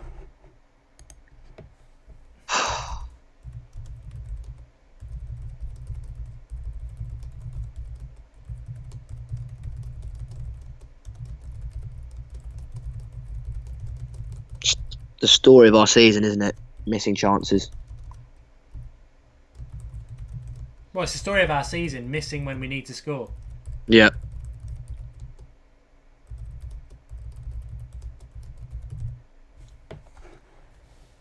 I'd take him off for that. I think that's almost as bad as gifting a goal away as a defender. I think it's just an absolute, we can moan about Rashford, but he's got all the time in the world from a standstill position. He's got to score. And again, I hope Zlatan does go and bloody silence us all. I don't care who scores in this game. For once in your life, score with your header, Fellaini. Whoever. Just somebody put the ball in the back of the net, because we've only got 90 minutes left. Zlatan's in again. He's got to do it this time. It's gone down. Referee says no. No penalty. Shit. I don't know whether it was. It did look a bit clumsy, but... Oh, I've just seen that. That is horrific, that chance from Zlatan. And that's why we're in 5th. That is why we're in 5th. Because we create enough chances. People are saying, well, why are you not getting on Rashford's back for the chance that he missed? As somebody who's played football, and I'm sure most of you have played football in your life, you know, Rashford should be scoring his chance. I totally agree with you. But Zlatan is stood still with the ball at his feet from 6 yards out.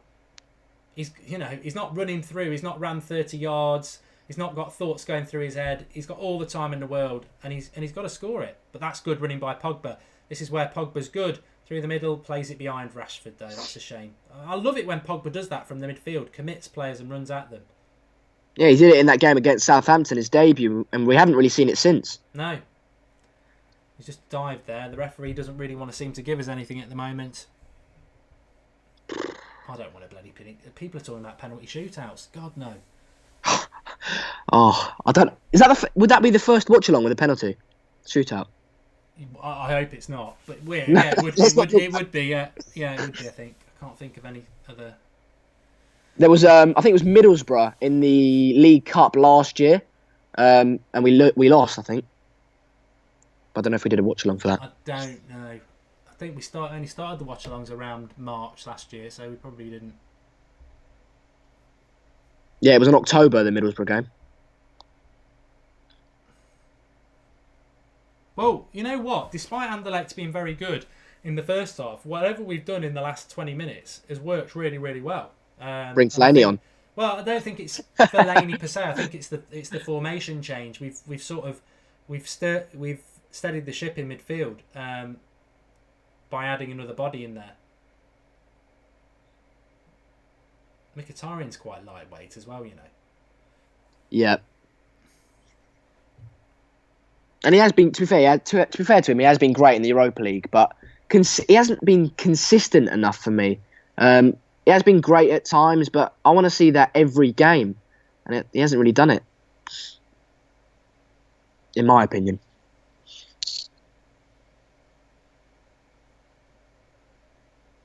I think people are saying, "Who do you think Martial will come on?" I don't think he will. I think it will be. I think it'll be Rooney. I've just got a funny feeling he'll bring Rooney on for the experience, but I don't know. Yeah, I mean, when Martial came on last game, was it against Anderlecht? He was awful then. Maybe that's down to a lack of confidence. I'm not sure, but corner's crap by Rashford. He's been awful on set pieces. I mean, yeah, on free kicks and corners. I think he'll take Mkhitaryan off in a minute. For Rooney?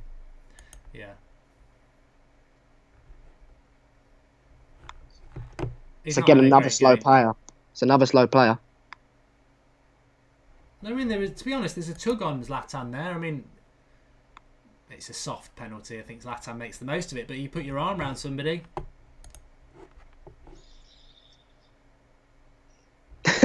David Hewitt says he's going to throw his cat out the window.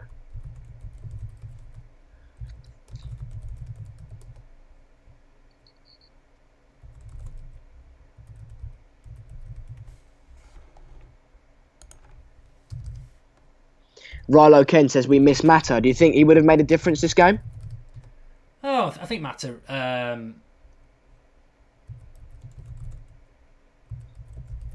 Mata's a top class player, isn't he? And a player of his quality always can make a difference. But you could say the same.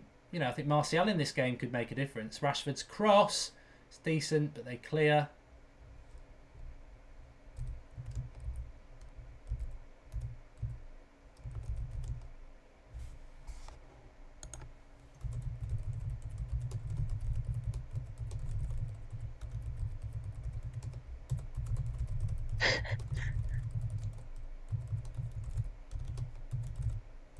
How are we feeling in the live comments, everybody? It's quite negative, Mark. I've just been looking through it. People are not happy. Shambles, Sandeep says. Is Pogba on the edge?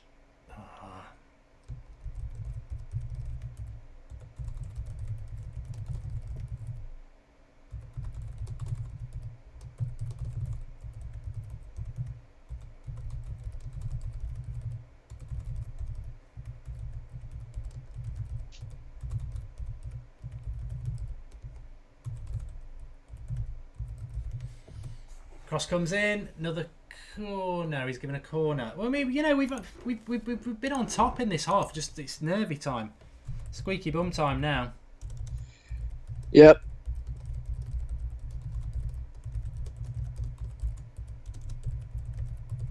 Oh, I've just seen Rashford absolutely do a player and put a cross in, and it didn't reach anyone's head, but it's that danger that Oh, Pogba has just missed again from 6 yards out.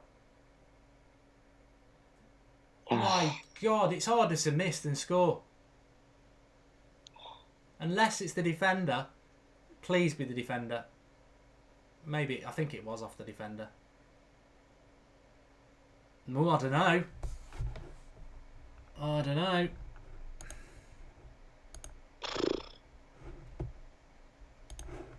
Somebody just messaged me saying the reason Liverpool are above us in the league is because they don't play Fellaini. But that chance for Zlatan, oh my God, night. He's got so much time. Put it through the legs. The thing is, he's got to put it through the legs as well. He hits it at the keeper. The keeper's legs are wide open, and he hits it at the keeper's leg. Put it through the legs. Player of his quality. Well, it's definitely squeaky bum time now. Because that's where you need your big player to step up, isn't it? Well, 1 goal for Anderlecht, we're going home. That's the problem. We haven't got time to get 2, let alone 1. Well, we've got time to get 1, but...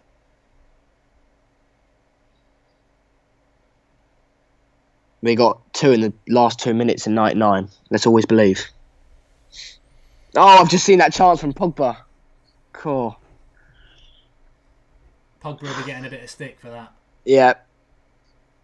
Well, he puts one wrong pass and it gets a bit of stick from everyone. That's wrong, actually. Just rival fans. Of course, extra time is, you know, for those who think we've got a chance to top 4, we are playing in, what, 2.5 days' time away to Burnley. So extra time is not ideal. But to be honest, I don't care. Because I would take extra time now. Because this is the tournament we've got to win. Valencia's cross. It drops for Zlatan and he probably closer to the corner flag. Thing is, Mark, this is Anderlecht, right? And we've had 2 legs and we're still not winning. Imagine 1 leg against a far superior team, like maybe Celta Vigo or Schalke. You know, I tell you it's what, not going to be very easy. If anybody cares about the other games, and you probably don't, Besiktas 2-1 with Lyon, which means they're level. Schalke 2-0 with Ajax, so they're level. So, and our game's 1-1. Those 3 games are all reflecting what the scores were in the first half at the moment, in the first legs at the moment. Genk is 1-1 with Celta Vigo. So very, very tight between the teams. I mean, that's no consolation, but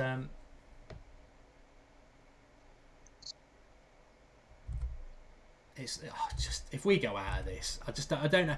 I mean, I don't really want to talk about it, folks at home, but if we go out of this, what is the right reaction? Before Xander has his say, if we go out of this game, what is the right reaction? Having done what we did on Sunday against the Premier League leaders, you can't then go on the Thursday night, Mourinho out, he doesn't know what he's doing. But it's unacceptable if we do go out.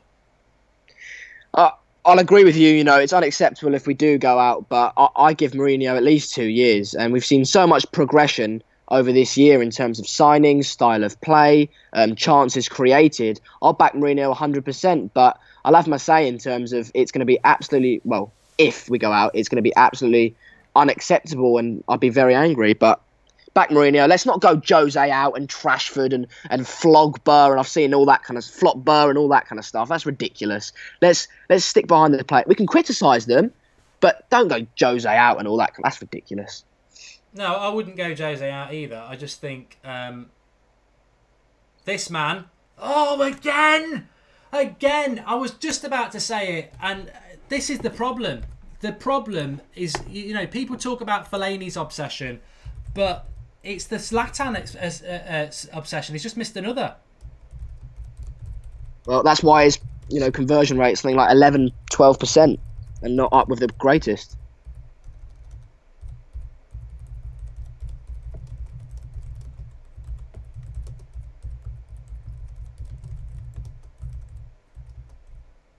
The game should be over.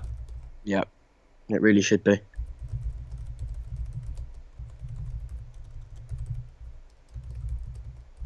I hate it. Like, these games like Burnley and Everton, and we get so many chances, and we're the better team, to be honest. And it's so frustrating creating so many chances and just missing them.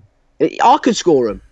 Well, that's what I was going to say as well. We can all be, I don't necessarily think the Fellaini substitution was a good one, and I think Herrera would have done far better. But that's not cost us. Since Fellaini's come on, we've had chances to win this game. So it's not that's cost us this game.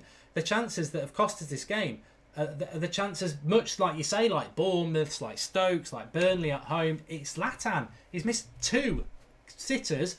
Pogba's missed a sitter, and Rashford's missed a couple of chances as well. So again, he'll stick with Zlatan because he'll think, well, he's had chances, he'll score one. But this isn't as good as his first one. But he's in the box. He's only got the goalkeeper to beat, and again, he's nearly hitting the corner flag. I said that when you were gone to the toilet, Mark. I said, when he does leave Zlatan on and he scores a last-minute winner, we all praise him and we all, wax lyrical about it. But it's so frustrating, when he doesn't. That's the thing, if he scores a goal or two and wins you the game, that's fine, because he doesn't really bring much else to the game other than goals, and that's brilliant. But when he doesn't score and he's missing sitters like that, and he doesn't do anything in the game, it makes you double frustrated. There's a bit of a break in the play here with 6 minutes to go, but I'm concerned because I don't know how it works in extra time. Someone's going to have to tell me. We're not there yet, but if Anderlecht score in extra time, I presume we've still got to score 2 again. It's an unfair advantage of the... Well, some people would say it is fair because when you get the second leg at home, that's a big advantage, but it suddenly becomes a disadvantage because if Anderlecht score in extra time, they've had 120 minutes where the away goals can count for them, whereas we've only had 90 minutes. So that is a bit unfair. I think it does count in extra time. But my concern is that, we've had chances to win this game. Anderlecht haven't had a really good chance in this half. You get the feeling if they get their chance, they'll score it and we'll go out. That's the problem, and we can only blame ourselves. I think the tactics in the first half, we got, annihilated in many ways. Second half, we've been well on. We've had the better chances, but just not put him away, and we've had 4 really good chances in this second half, and it's still 1-1. Yeah, you know what? I might very well be wrong, Mark, but I think it doesn't count the away goal anymore in the extra time. But I think I might be wrong. But Pogba's pushing forward here. Rashford, he's onside. He's offside. Bloody hell! And he scores typically. I don't know whether he was offside. Let's have a watch. No, he's on. Oh, that's so... The one chance we do score is onside. That's for... Oh. Well, we've sort of had a highlights of the season so far because all season we've had missed chances and all season we've had dodgy refereeing decisions, and we've had the lot in this half. Exactly. But it wasn't offside.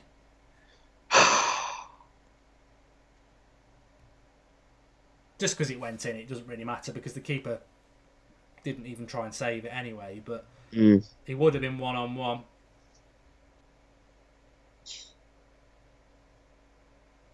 But we're looking at extra time. I'd never thought it. But you know what? I did say that about half an hour ago, didn't I? That Anderlecht, the Belgian league's very different to the Premier League, and Anderlecht have not been able to do in the second half what they did in the first half. Yep.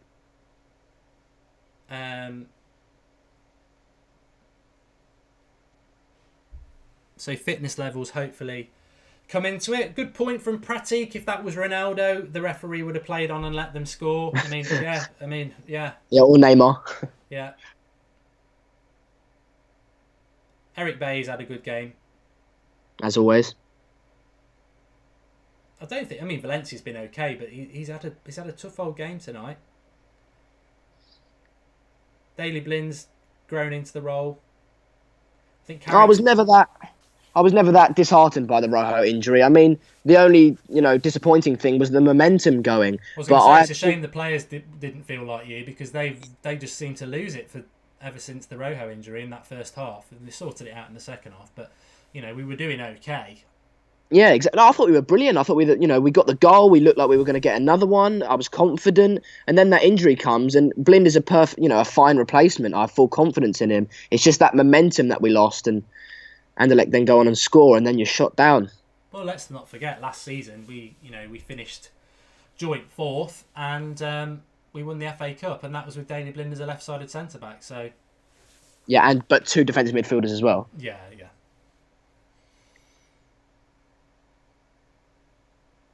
Well, Patrick Boyle says, "Does our summer transfer window hinge on this game, Mark?" Yeah. I mean, it doesn't really, because we could still get top 4, but I think we blew top 4 when we drew at home to West Brom and Everton, which, funnily enough, again, we find ourselves in a position where we are drawing a game we should be winning at Old Trafford. That's the most consistent thing we've done all season, is draw at Old Trafford. Yeah. If you can lay Rashford in there, why didn't you do that, Zlatan? That was so bloody selfish. But I'm going to try and be positive and looking in the long term. If we're hard to beat now, that's a very hard thing to achieve. And being hard to beat, you've got that in your locker. Get a clinical striker, and you're going to be very dangerous. Oh, God. Well done, Pogba. Mkhitaryan. Pogba. Zlatan. Oh, side netting Rashford. Bloody hell. I think he's got to do better there as well.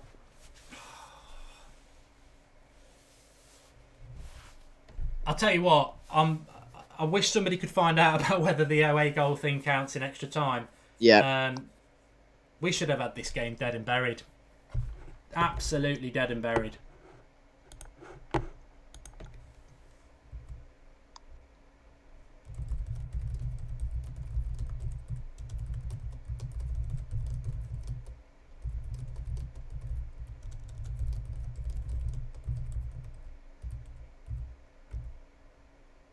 I've got now. It says in the Champions League. It says, do away goals count in extra time? Yes, in both Champions League and the Europa League, away goals still count in periods of extra time. So there you go. Fellaini's got to fucking hit him there. Oh, Valencia! 90th minute, Anderlecht on the attack. They've done absolutely nothing in this half apart from Watchers miss chance after chance, but well done, Bailly. And we clear it to the halfway line, but it's Anderlecht coming again. Yeah, away goals count, Mark, in extra time. Oh, Fellaini, what are you doing? Oh, God. It's Anderlecht pressing now. I want extra time. 90th minute.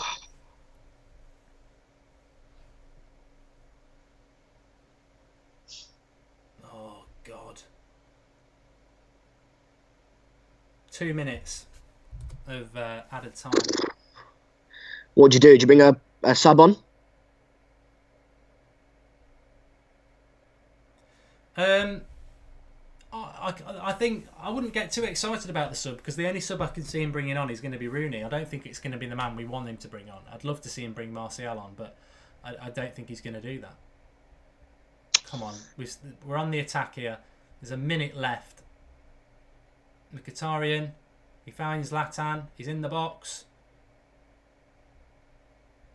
Rashford. Oh, Luke Shaw's gone down injured now because they've just whacked each other's leg. Oh, I hope Luke Shaw's not injured there. He looks hurt, Luke Shaw. Not another injury for him. That would be dreadful. Well, he's got to swing his foot at it. That's the problem. Oh, God. He will have felt that right through his bad leg, because it's his foot. He connects with his foot, not his leg. Oh, God. That could be bad news for Luke Shaw.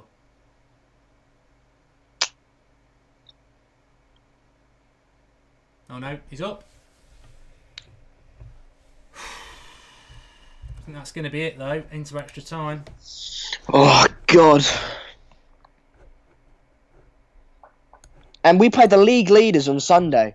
The league leaders, and it wasn't an easy task, so it wouldn't surprise me if they were more fresh.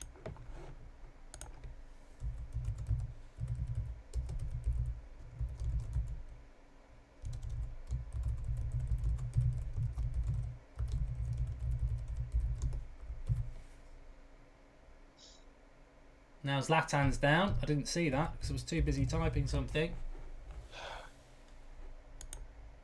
If Zlatan's injured, that is sort of caps off the night for him. We're into extra time, folks. We are into extra time. He's blown.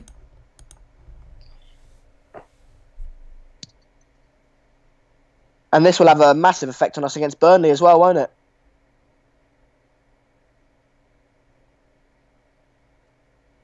The way Zlatan's gone down there could be a problem because he's up in the air and it's the way he lands. He jars his knee. Now, it could just be a jarred knee.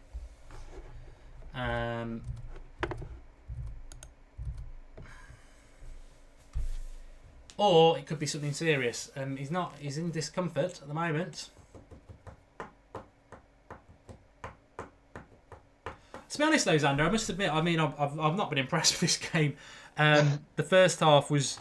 well, no, that's not fair. I think the second half, Mourinho's substitution of Fellaini, whilst baffling tactically and excusing the fact that it's not Fellaini coming on the pitch that's made the difference. It's the fact that he put an extra midfielder in the midfield, which gave us a bit more balance in there, and I'd much prefer it would have been Herrera. In the second half, we actually played well, and it was a very typical Manchester United performance at home. We should be through. We've missed 4 or 5 sitters in the second half again. It's so reminiscent of many Manchester United games at home this year.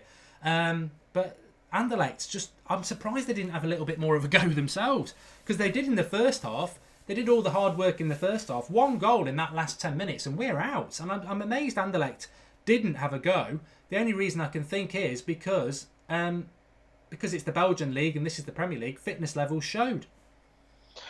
Yeah, well, I mean, when they have had a go and attacked us and pressed us, they've looked very dangerous, and we've looked like we can concede. So, yeah, I don't know what the plan for both teams is going to be in the second half. You know, we haven't really been in this situation this year, so with Mourinho. So yeah, very scary times. But I just think, I'll just repeat my point. We played the league leaders on Sunday.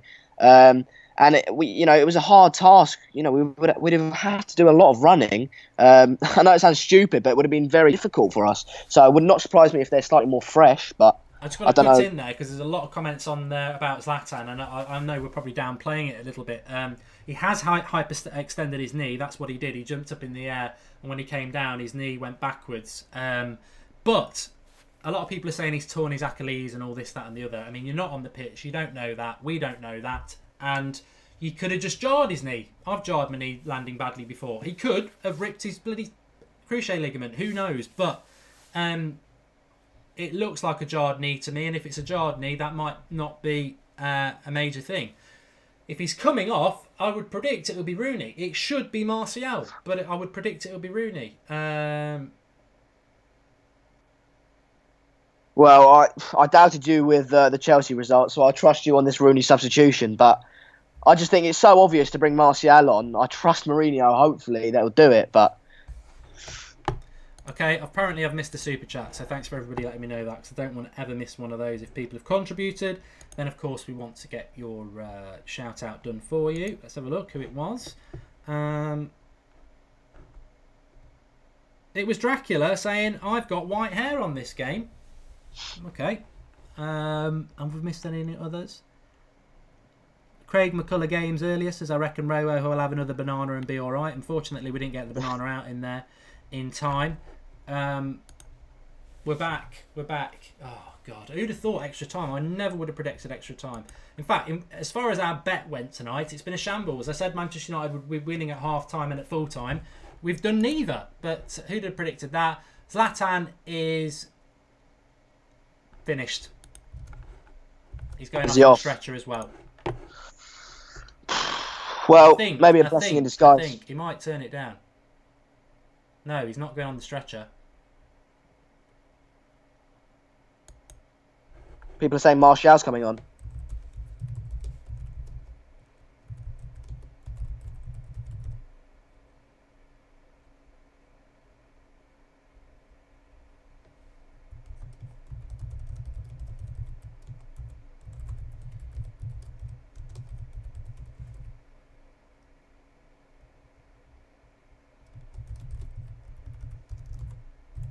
Well, it's enforced, but it's pretty much probably the substitution many of us would have wanted anyway. Yep. Yeah, like I said, maybe a blessing in disguise. Well, if you're a Martial fan like I am, this is the stage is set, isn't it? The stage is set. He's either going to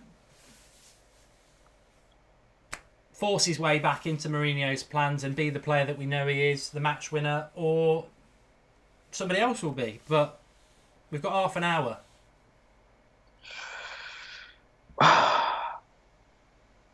Come on. Let's do. And I know you said we've never had a watch-along with a penalty shootout. I don't want to have a watch-along with a penalty shootout. I think Romero's record's quite good at penalties, though. I seem to recall he's won with Argentina. Yeah, I'm Dutch, so we had him in the semi-final in 2014, and he knocked us out.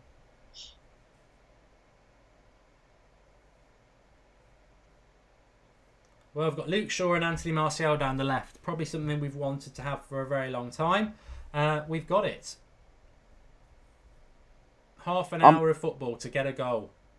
We can do it. We can do it. We've got the players to do it. Now, I mean, with no substitutions as well. No, that would be a nightmare. There's probably people out there saying, of all the times I don't want Fellaini to get injured, it's now. All those times where we've wanted it. I know. I never have wanted a United player to get injured, by the way, but I've heard some of you lot saying it. Good run by Rashford. He's had a very good game, Rashford, to be honest. Oh, Martial with an overhead kick. It was blocked. It would have been a cracking goal because the cross by Rashford had a little bit of flair to it. I don't know whether it was going in. It wasn't Rashford. It wasn't Martial. It was Pogba. So of course it hit a player. But yeah, I'm confident. We've got the players to do it. We've got the manager to do it. We're at home. They're not the best side in the world. I think it was going wide from Pogba's overhead kick anyway.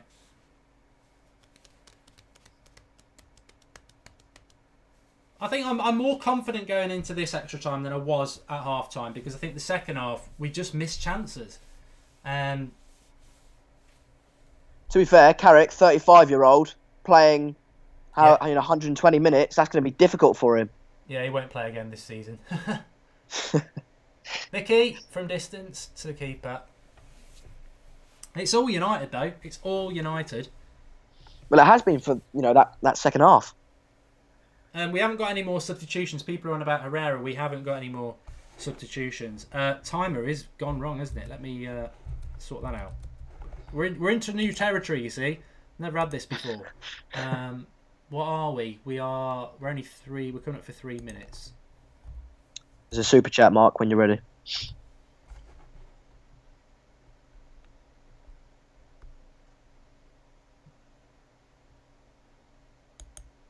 Oh, God, Anderlecht hitting it again. I think that 32 again. Just wide. That's the bloke who scored against us in the first leg. He's got a lovely left foot on him. And Romero's got it covered, to be fair, but he's got a good shot on him. The super chat is from Oman. He says, Rojo injured, Zlatan injured, maybe out of the Europa League. What's next? Fellaini getting a 4-year contract. Well, you could be negative. Let's be positive. It's a corner here for Anderlecht. I mean, if they score, we're in massive trouble because we've got to score 2. Yep. And they've put it over. That's fine. People are asking what's gone on in the other games. Celta Vigo are the only team through. I think both other games are in extra time. Yeah. Besiktas and Lyon, they're level after 2 legs. Schalke and Ajax, they're level after 2 legs. I mean, what price you would have got for 3 of the 4 quarterfinals all being extra time, considering you've got away goals factoring it in, is you'd get very long odds on that. So, all square in all games at the moment. Well, now you see what Mourinho's team's really made out of.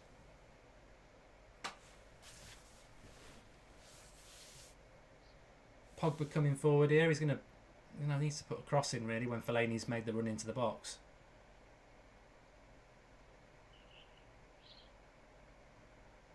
I think Pogba will be annoying a lot of people today.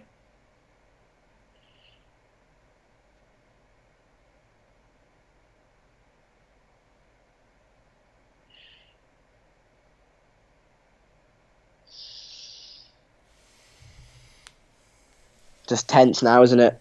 It'll be Nervous. penalties if it stays 1-1. Are you confident in that? I know we don't really want to talk about it, but are you confident in that situation? No. I'm not confident because I just think Anderlecht have got nothing to lose in penalties and we've got everything to lose and we've missed a lot of chances. You know, Zlatan would be key for a penalty. I don't think I wouldn't be confident at penalties. The pressure, plus we're at home as well, aren't we? So the pressure's all on us. And penalties is potluck anyway, and little things make such a difference. But I hate penalties. My life history of penalties, no matter who I've supported, has always been pretty horrific. You know, mainly for England, granted, but good run by Mkhitaryan. He just took 3 players out there.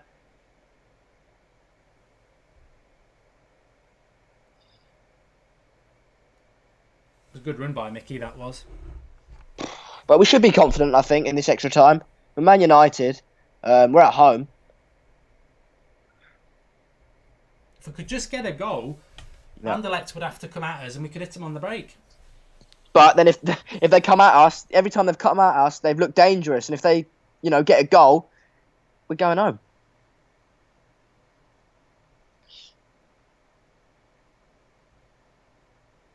Oh, that's got to be a yellow. That's a really stupid tackle by him.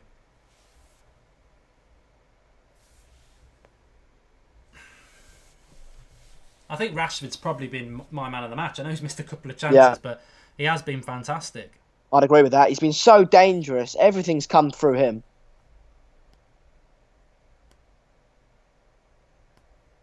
It's a yellow card for Appiah for Anderlecht. Free kick for United on the edge. Yeah, we did. Some people in the comments are saying we won the Champions League on penalties. It's true. Yes. Fellaini! I thought he was up then. If he'd got on the end of that, I think even he would have scored. He was only about 2 yards off the line.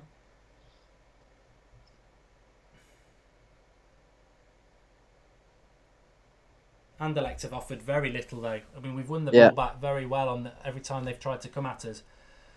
And we are the team trying to force the issue, but they've got so many. The thing is, they are parking the bus now, and I think that's why Zlatan came into the game more in the second half, because Anderlecht did play deep, and we're more or less utilising Fellaini as a striker now. To be honest with you, I think that cross that comes into Fellaini there is good defending, but I think Fellaini's waiting for it, attack it. He did that in the first leg, didn't he? He should have attacked the ball that goal that we conceded. Oh, just seeing that tackle on Rashford, that's dirty. Silent Feety saying he's never seen Valencia this bad. There's Martial going on a run. He did well. Rashford steps on the ball.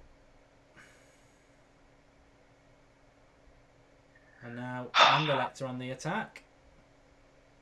Even if we do go through, this is only Anderlecht. We've got far tougher opposition to face.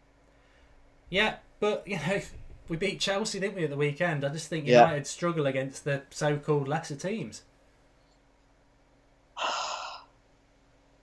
But, we thought that Pogba was going to be brilliant in Europe. And to be fair, he has done all right, but he's missed sitters and it's not acceptable. I know he's a midfielder and we haven't really bought him for goals per se, but for 89 million, you should be putting them away. Good by Luke Shaw. Cross comes in. They're hanging on. Just got to keep pressing him. Well, the trouble is with extra time, the time passes so quick as well. We've only got 5 minutes of this half left.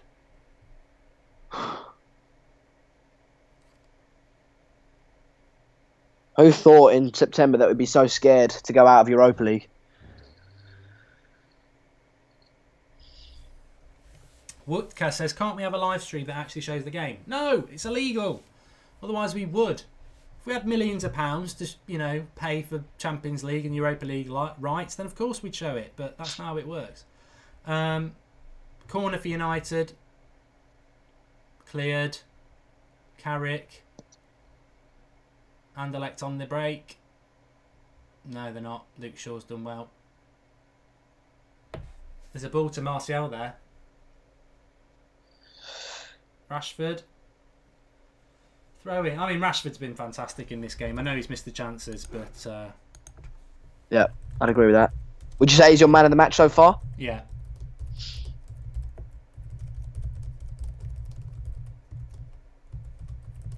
Yeah, Football 3704 says it as well. Rashford, man of the match. Oh! Yes! Come on! Get in! Get No, him! it's offside. Oh, no. What for? What's for?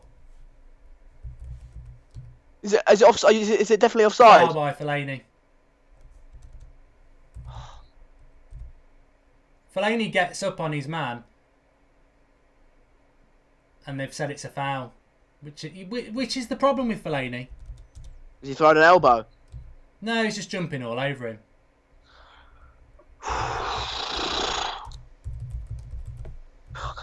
Truly the story of our season, isn't it? Yeah.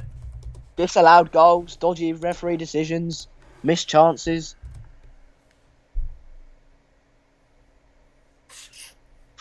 You worry. We're going to get trolled to hell if we go out of this as well, you know. I'm just going off Twitter. I'm going off Twitter for a fucking week. What about work, Mark? You having the day off as well? I wish I could.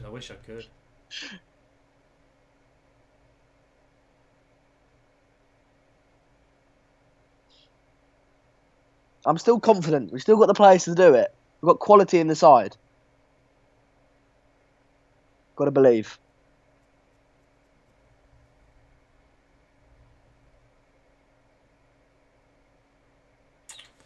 Oh, that would have been Pogba's goal as well, which would have given him confidence and shut all the Arsenal fans up.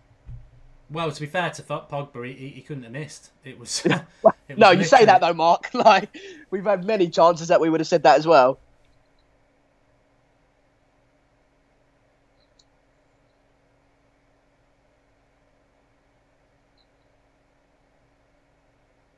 I mean, here we go. We've got him on the break here. He's got Martial bombing alongside him. He's got to use him. He's going the wrong way. It's a pass to Martial. Oh, he's overhit it. Beck Howell saying UEFA elect. It's just not going our way. I mean, Anderlecht have offered absolutely nothing in this game since half-time. It's just... That's the thing, though. Nor did West Brom. Nor did, Bournemouth. Nor did Stoke. That's been the problem of our season. To be fair, though, I mean, Rashford's pass there, final ball, is Rashford's problem a lot of the time. He's got a pass to Martial. We've got Martial in and down the left now. Oh, they can't get past his man. If he'd found... Rashford had found Martial, he was in the box. And he'd have got a shot away, but...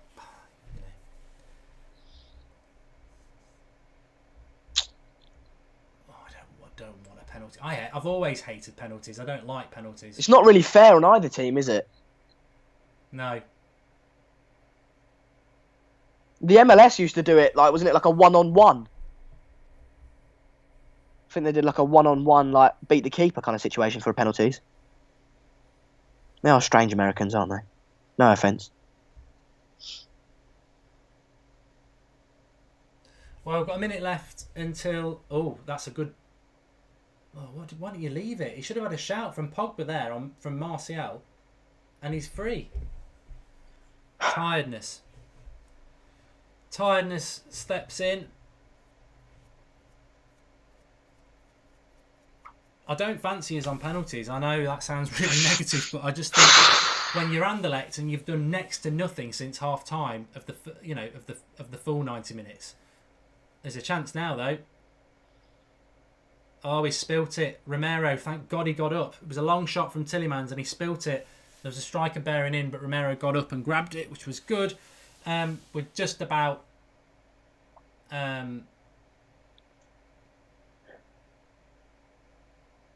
Tell you what though, Martial's been crap since he came on as well. As much as I like him, he has been poor. Is that lack of confidence? well, people will say it can't. It's lack of being asked, but I think I don't like that judgment though, because he's always been like that in terms of his facial expressions. But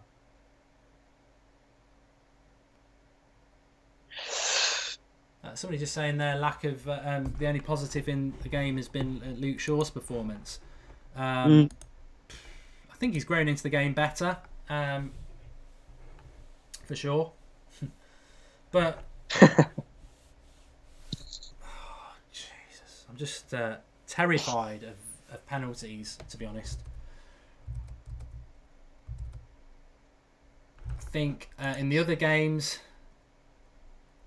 Schalke have scored, which doesn't make a hell of a lot of difference. If Ajax score, they'd go out, but they are 3-0 up. And it's still 2-1 to Besiktas and Lyon. Same, so pretty much as it is here.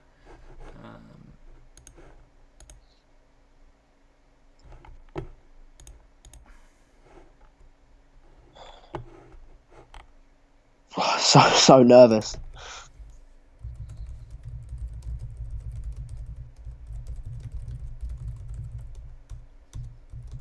To be fair, we all called out for the Martial substitution. Has it worked? I don't think so. Well, you know what? I abstain. I mean, I absolve Jose Mourinho of any blame in this game because we've had the chances to win it again. Yep. And I'm going to quickly pop off to the toilet. I'll be back in a sec, Mark. Yeah, no worries. It's just frustrating, isn't it? It is frustrating because we just had the chances again, and if we thought we'd won it with Pogba, well, not won it because it's not golden goal, but you know what I mean. 15 minutes. If it goes to penalties, look, our season's on the flip of a coin. And do you want our season, our summer Champions League qualification to be on the flip of a coin? Of course we don't. We've got 15 minutes to change that.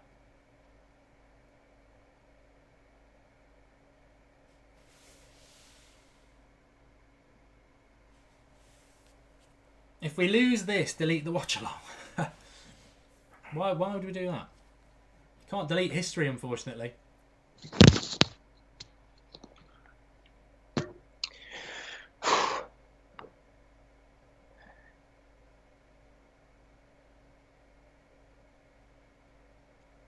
Yeah, I don't know if you've touched on it, Mark, but that Zlatan injury could be, we've got many games coming up now. We're relying on one striker in Rashford. Could be crucial for the upcoming games. Yeah, and he's on for 120 minutes. Yeah. So is Bailly, to be fair to him.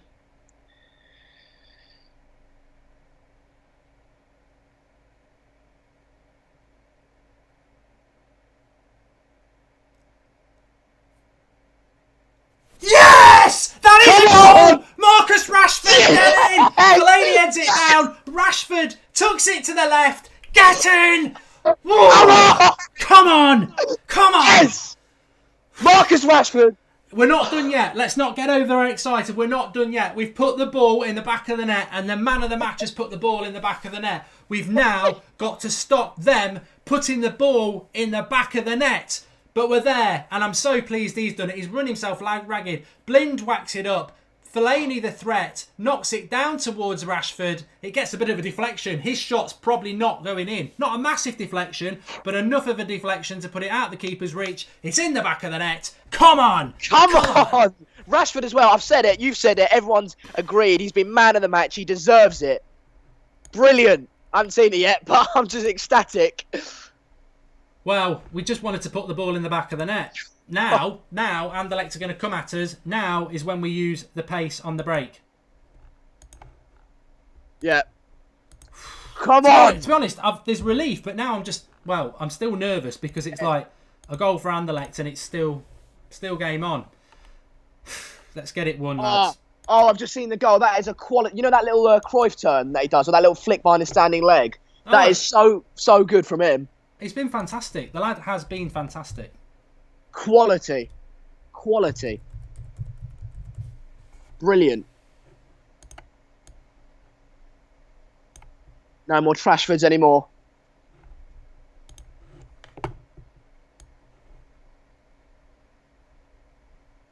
Brilliant. I'm so happy.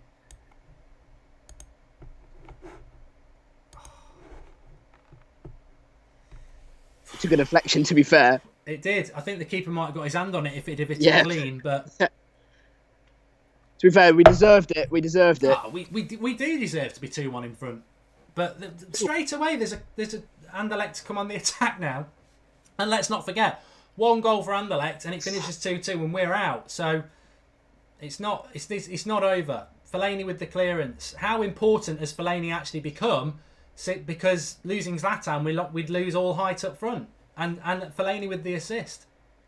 I always wanted that substitution. No, but the thing I've always said about Fellaini is he does his best work in the opposition's half, in the opposition's penalty box. We see him too often in the centre circle as a centre midfielder, and he isn't that.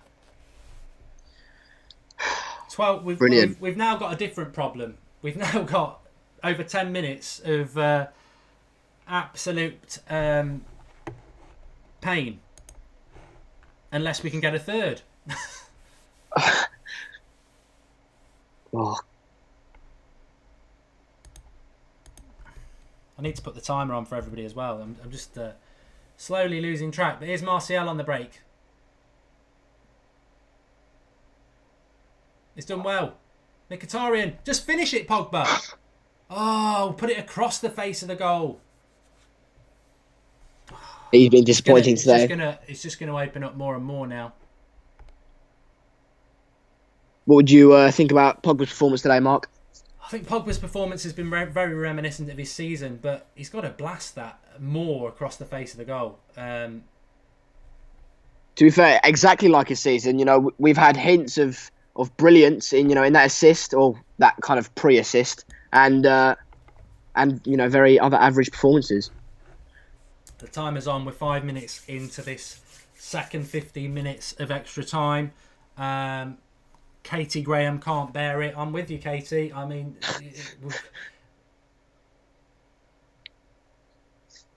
would you go out and attack them or sit back and do the Mourinho? I think he's got to be clever, and he's got to just keep doing this and try and hit them on the break. Next goal's crucial. If we get the next goal, we pretty much put ourselves through, don't we? Because the Anderlecht would need 2. Oh, I mean, Rashford must be dead on his feet. Yeah, he does so much running, doesn't he? Gary Stevens has got numerous commentaries on at the moment. He feels sick. You know what? Part of you in this situation always thinks, I'm just going to go upstairs in a dark room for 10 minutes and turn it on and hope we've won. But we don't, do we? As football fans, we can't. We've got to endure. We've got to stick with it. We've got to somehow believe that our watching the game will force that goal, that ball not to go into the Manchester United goal. But I tell you what, I'm not saying anything because football's got a horrible way. 10 minutes is a lifetime. And I think there will be another goal in this game. If it can be ours, we're through.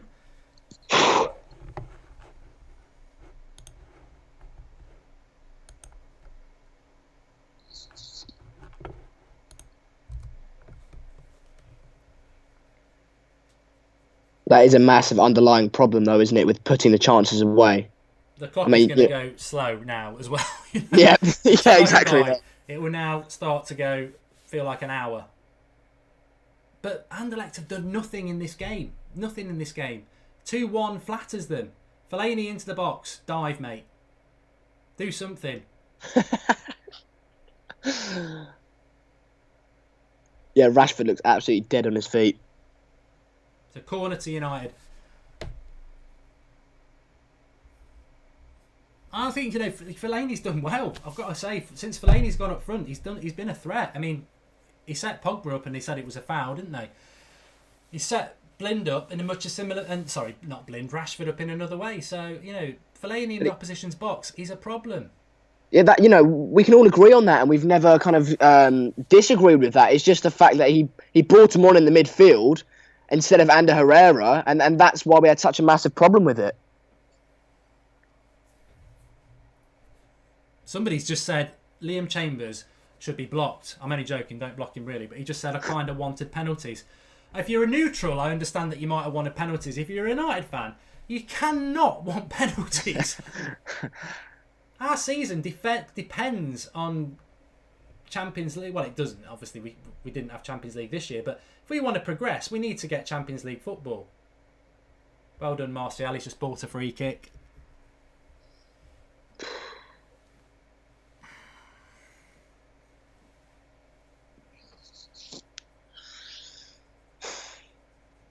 Danny Milner saying he prefers the chair watch along. If you are new to the United Stand tonight in this height of extreme drama, I will be chatting rubbish for the next few minutes because nerves make me do that. Make sure you tune in tomorrow night at 8:30 for our live preview and hopefully reaction to the Europa League draw. I give that with the big fingers crossed, but we will be doing the preview for Burnley. And we are live pretty much every night at 8:30 with live comments. So get involved with the biggest independent Manchester United fan channel. By the fans, for the fans. We can't do it without you. It's all about you. In the great words of McFly, it's all about you. Talking shit. I just want this game to over. But we hate football in this way because we've been pushing for a goal. As soon as you get that goal, you go back 20 yards and say, right, you have a go at us. And you just know Anderlecht are going to get a chance, having done nothing. Yeah. Rashford, I mean, how he has any energy left. Well, that's just... I love to see that, though. That's just pure desire and passion. That's brilliant to see, isn't it? Oh, here's Mickey on a run. He's found Martial in the box. Take a touch, Tony. Don't be stupid. Kept the ball well there.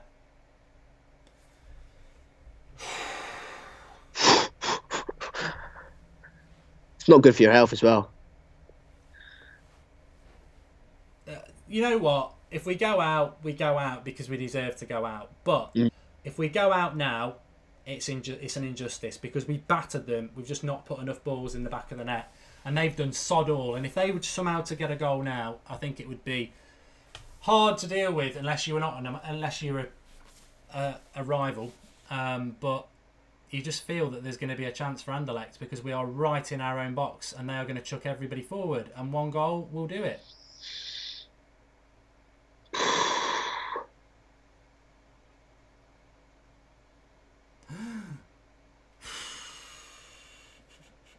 He was through one. I thought he must have been offside, but he wasn't. He had a chance there through 1-on-1. He's not offside. He's not offside. He had a good chance and it's straight at Romero. Bloody hell.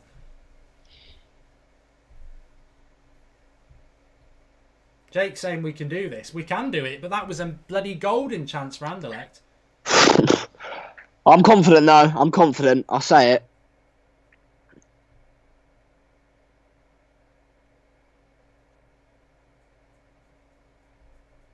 We're 3.5 minutes away.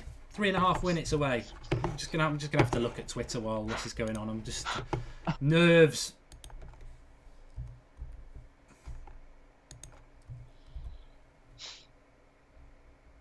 What's he punching? He always punches.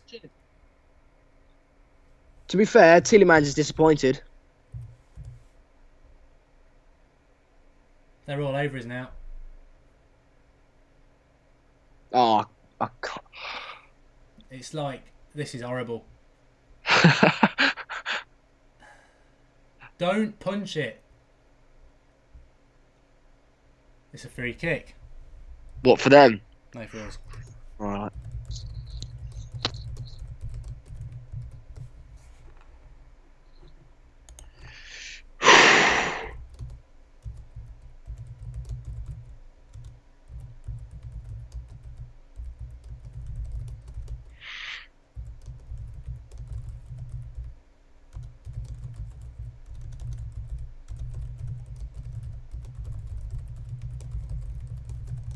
The crowd should get us through this.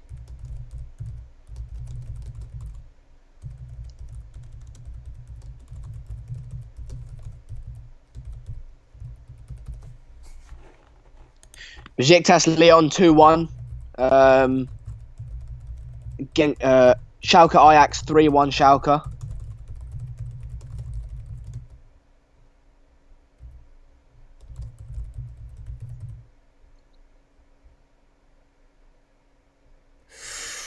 They're all over us at the moment, Xander. I'll tell you what. It was always going to happen, isn't it? I've played football myself. You drop back. Really.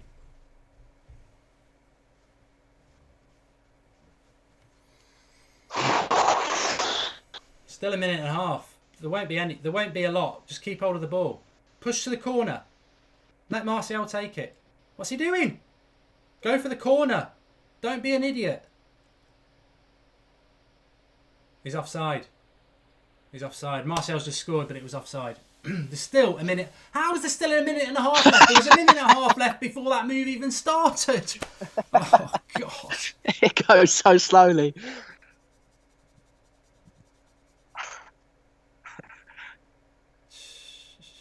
Someone come and win that ball. Why ain't anyone going to win that ball?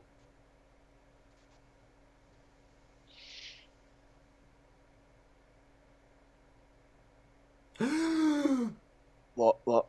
Headed over the bar, goal kick. Fucking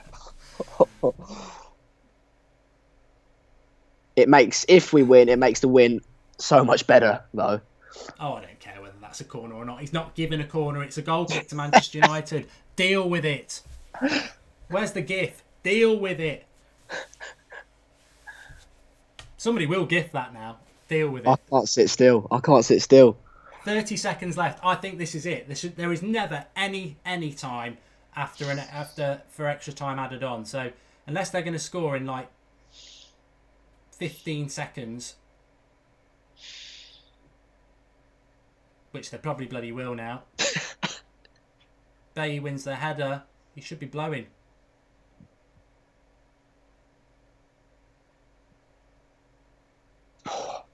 That'll be it.